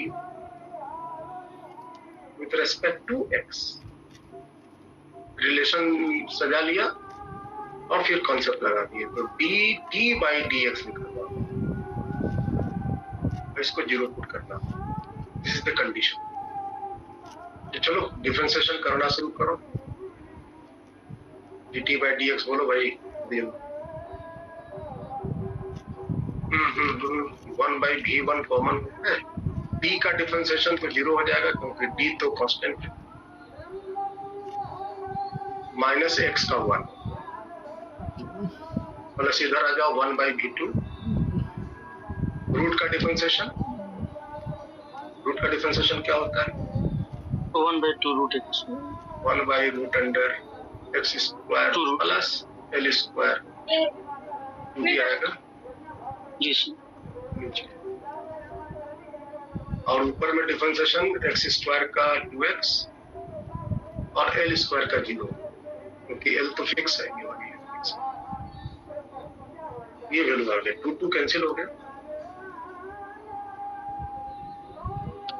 left side zero कर लो, ये हो गया -1/v2 v1 -1/v1, और इधर आ गया प्लस में x divided by v2 root under x square plus x square plus l। इसको लेफ्ट साइड भेज देते हैं, 1/v1, v1 बराबर कितना होगा, beta times x by v2 root under x x square square plus l। v2 cancel होगा, cross multiply करके squaring करो, x square plus l square is equal to beta square, और यहाँ से x की वैल्यू आ जाएगी, उसको उस पर ट्रांसपोज कर देंगे l बटा under root beta square minus 1, और इस x की वैल्यू को इसमें प्लेस कर देंगे तो मिनिमम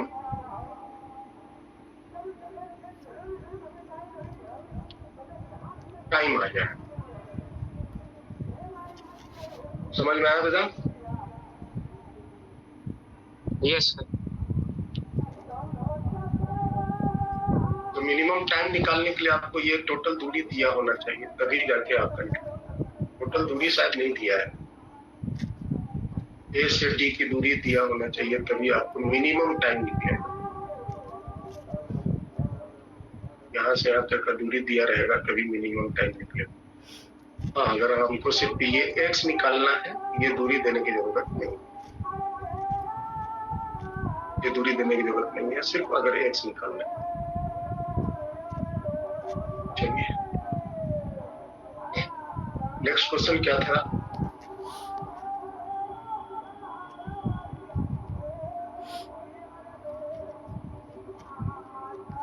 समझ आया बताओ? Yes sir. ये दो मेथड है, दोनों में से कोई लगा सकते। फर्स्ट मेथड से थोड़ा इजी बन जाता है, लेकिन आपको दोनों मेथड जानना चाहिए। अगला सवाल बोलिए। Sir 76।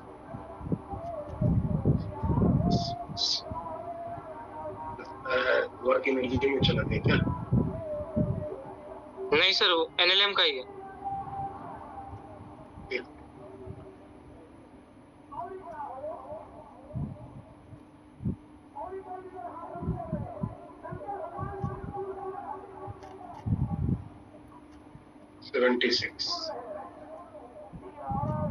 In the arrangement shown in figure 1.19, ये सब डायग्राम देख रहे हो ना, ये सब डायग्राम सब पढ़ा दिए हैं,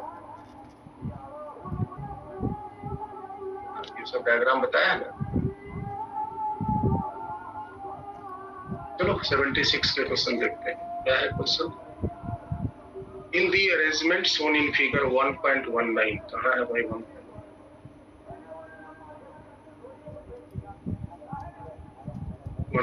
ये फिगर है, ये तीसरा नंबर।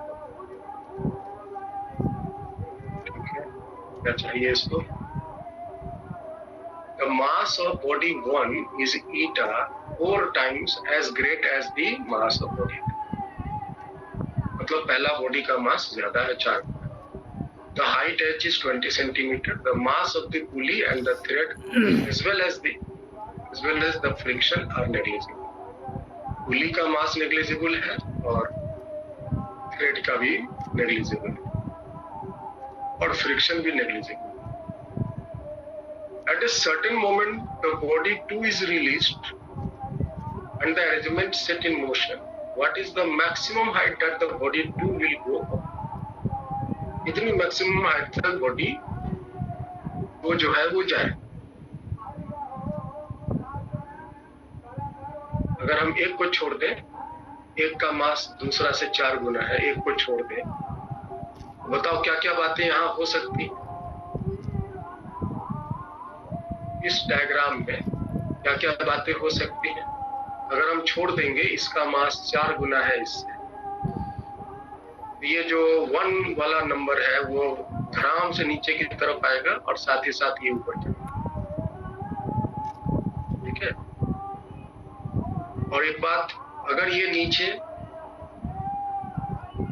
अगर ये नीचे x गिरता है, ये ऊपर 2x जाएगा, क्योंकि ये पुली को अपने साथ नीचे x लाएगा, 2x धागा की जरूरत होगी, तो ये ऊपर 2x चढ़ेगा।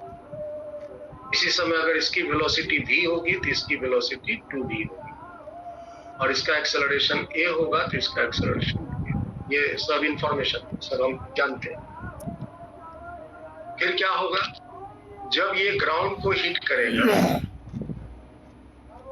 जब ये ग्राउंड को मान लो किसी स्पीड से हिट करेगा, वो स्पीड अगर हम निकाल लें, ये डबल ऊंचाई तक जाके डबल स्पीड के साथ पहुंचेगा। ये तो फिर यहाँ रुक जाएगा, लेकिन इसके पास चूंकि स्पीड है, ये और फर्दर ऊपर चला जाएगा। ऊपर जैसे ही जाएगा तो धागा लूज हो जाएगा, धागा लूज हो जाएगा तो ये ग्रेविटी में चलना शुरू करेगा, और ये फिर कितना ऊपर जाता है, यही शायद हमको निकालना है।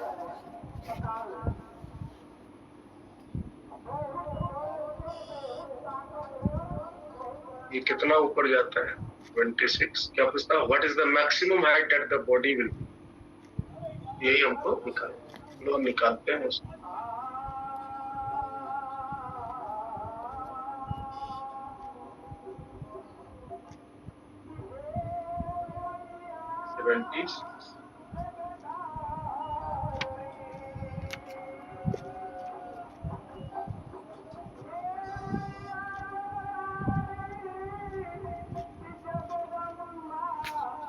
इसका मास 4m ले लेते हैं।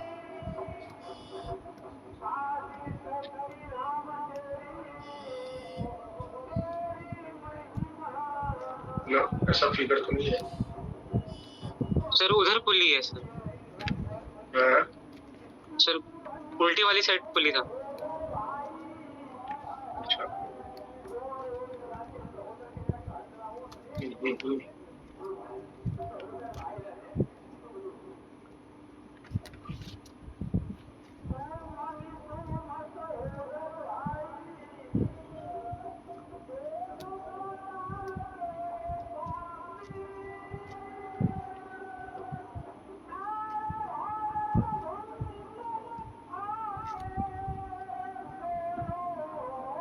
सही है क्या? Yes sir.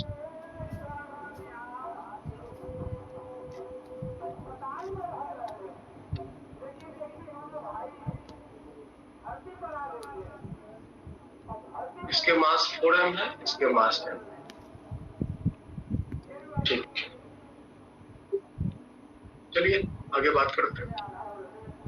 सबसे पहले इसमें टेंशन हम टी लगाते हैं, नीचे मास mg। कॉन्टेक्ट में तो नॉर्मल लगेगा, लेकिन छोड़ देने पर नॉर्मल टूट जाएगा, इसलिए हम उस नॉर्मल को अप्लाई।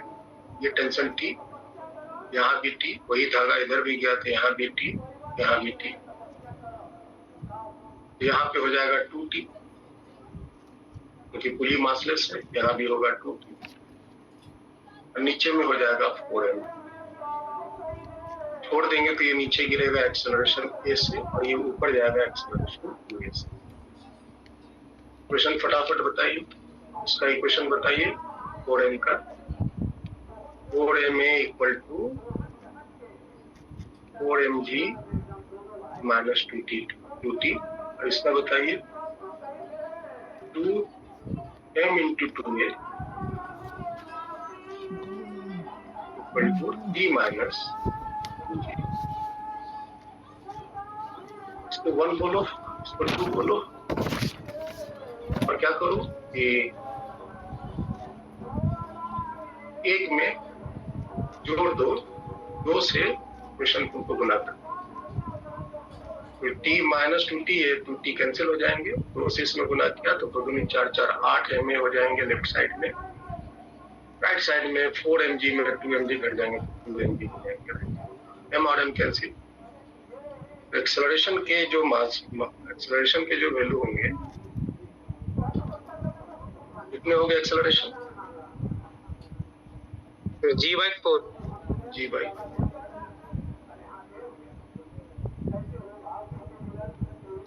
g/4 एक्सेलरेशन से ये वैल्यू नीचे गिरेगा। और कितनी हाइट पर था वो? Sir 20 centimetre.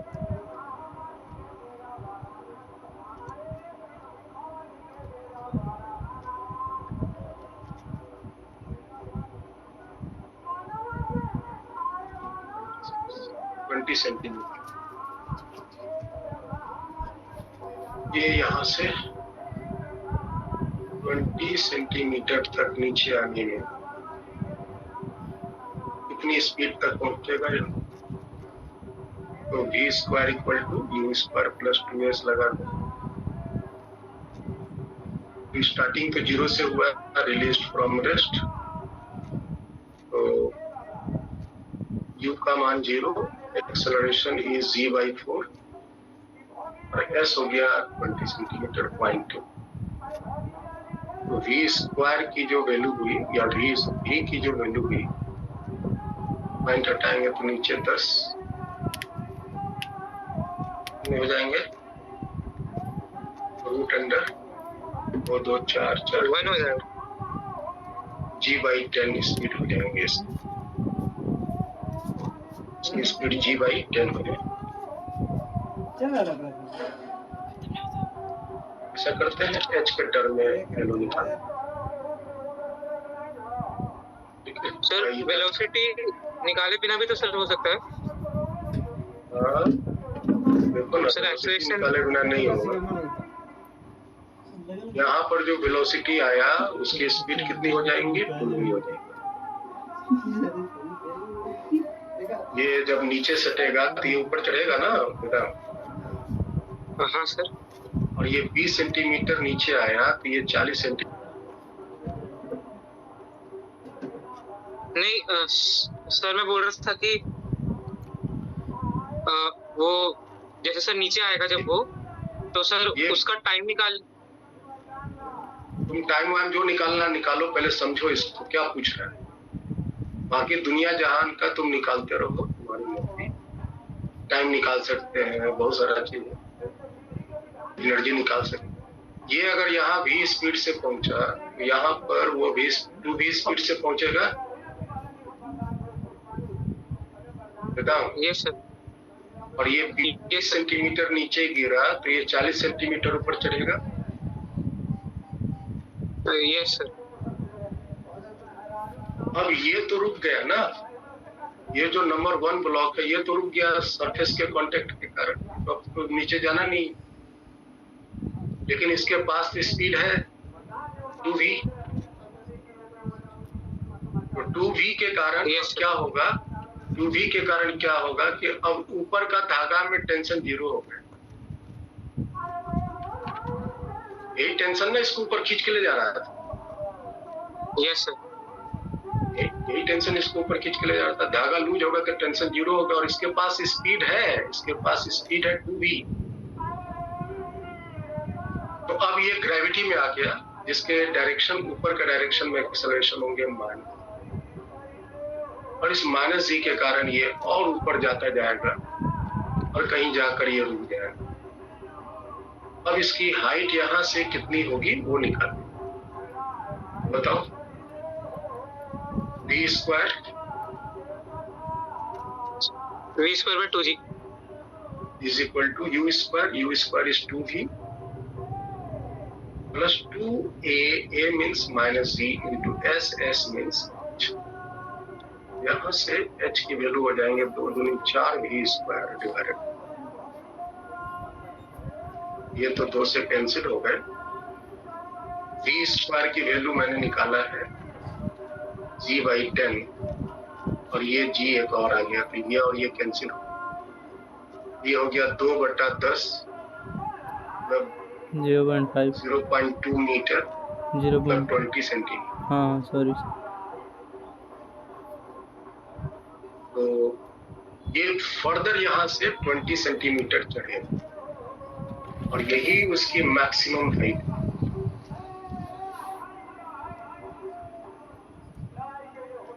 यही उसकी मैक्सिमम हाइट कितना हुआ? 40 तो पहले ही चढ़ गया था, और 20 अभी अभी चढ़ा, तो 60 हो गया ना। यस। 20 सेंटीमीटर से, तो ये s था, ये 3h हो, 3 गुना। देखो तो क्या आंसर है इसका? 60 सेंटीमीटर। अब तुम बताओ कि तुम्हारा दिमाग क्या कहता है, बिना स्पीड निकाले क्या काम होगा? सर जो सर मैं आंसर ला रहा था सर वो मैं 40 सेंटीमीटर ला रहा था, तो सर वो स्पीड का पता नहीं था कि सर स्पीड भी लेनी है सर, तो इसलिए गलत हो रहा था। क्योंकि जब ये आके जमीन पे स्ट्राइक करेगा, ये वाला ये वाला जब स्ट्राइक कर जाएगा तो ये तो रुक जाएगा। यस लेकिन जिस क्षण ये स्ट्राइक करा उस क्षण इसके पास स्पीड है डबल 2v, तो इस स्पीड के इन्फ्लुएंस से ये फर्दर ऊपर उठते चला जाएगा, और ये तो रुक गया है। ये और फर्दर जैसे ही ऊपर उठा तो धागा ये जो है लूज हो जाएगा, धागा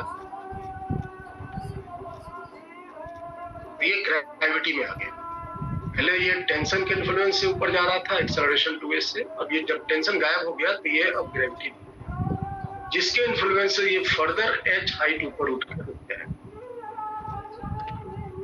और ये टोटल हाइट इसकी हो गई 60। ठीक है, yes, रखते हैं, और अगला नेक्स्ट डाउट अपना भेज देना मैडम, ठीक है, वी विल डिस्कस। सर एक क्वेश्चन था कि सर जैसे पाथफाइंडर में जो काइनेमेटिक्स के सर क्वेश्चंस है सर वो कर सकता हूँ सर मैं? देखो, अगर आईआईटी एडवांस करना है तो तुम सिर्फ इसको फोकस करो। सर आईआईटी एडवांस करना है तो इसको फोकस करो, यूरोडोप। अच्छा पाथफाइंडर के क्वेश्चंस बना सकते हो, पाथफाइंडर के क्वेश्चंस कुछ एक हम तुमको गाइड कर देंगे कौन कौन बनाना है, वही बना। ठीक है सर। ठीक है, वो भी क्वेश्चंस बहुत भारी नहीं है, लेकिन आजकल जो आईआईटी एडवांस क्वेश्चन पूछता है वो रिलेटिवली उसके कंपैरिजन में वो थोड़ा ज्यादा आपको एडवांस, आईआईटी एडवांस का भी वो पाथफाइंडर के क्वेश्चन एडवांस। अच्छा सर, ठीक है, पहले आप यूरोटॉप कंप्लीट करो, और साथ ही साथ अलोंग विद दैट आप जेई एडवांस के जो क्वेश्चंस बैंक है उसको कंप्लीट करते चलो। तो ठीक है सर। तुम्हारे लगभग आईआईटी एडवांस में एक रैंक श्योर हो। रैंक को विद इन 100 लाने के लिए फिर हम तुमको गाइड करेंगे कि पाथफाइंडर के कौन कौन से क्वेश्चन।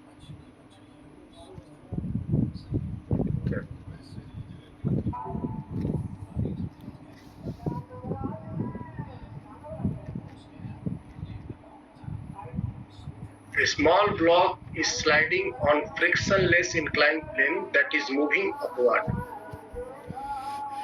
ये जो inclined plane है वो खुद ऊपर उठ रहा है with constant acceleration। ये जो inclined plane है, जैसे ये जो आपका मान लो ये प्लेन है, ठीक है, और इसके ऊपर जो एक मान लो कोई ब्लॉक रखा हुआ है, ये inclined plane खुद ऊपर उठ रहा है, inclined plane ही ऊपर उठ रहा है, साथ में ब्लॉक भी ऊपर उठाया जा रहा है with constant acceleration। If the block remains at level height, what is the acceleration of inclined plane? This is the question।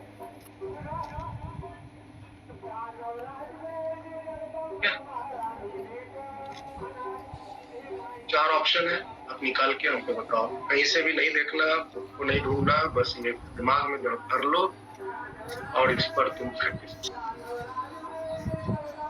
आधा घंटा 1 घंटा जितना तुम समय दे सकते हो दो। चलो फिर मिलते हैं नेक्स्ट क्लास में।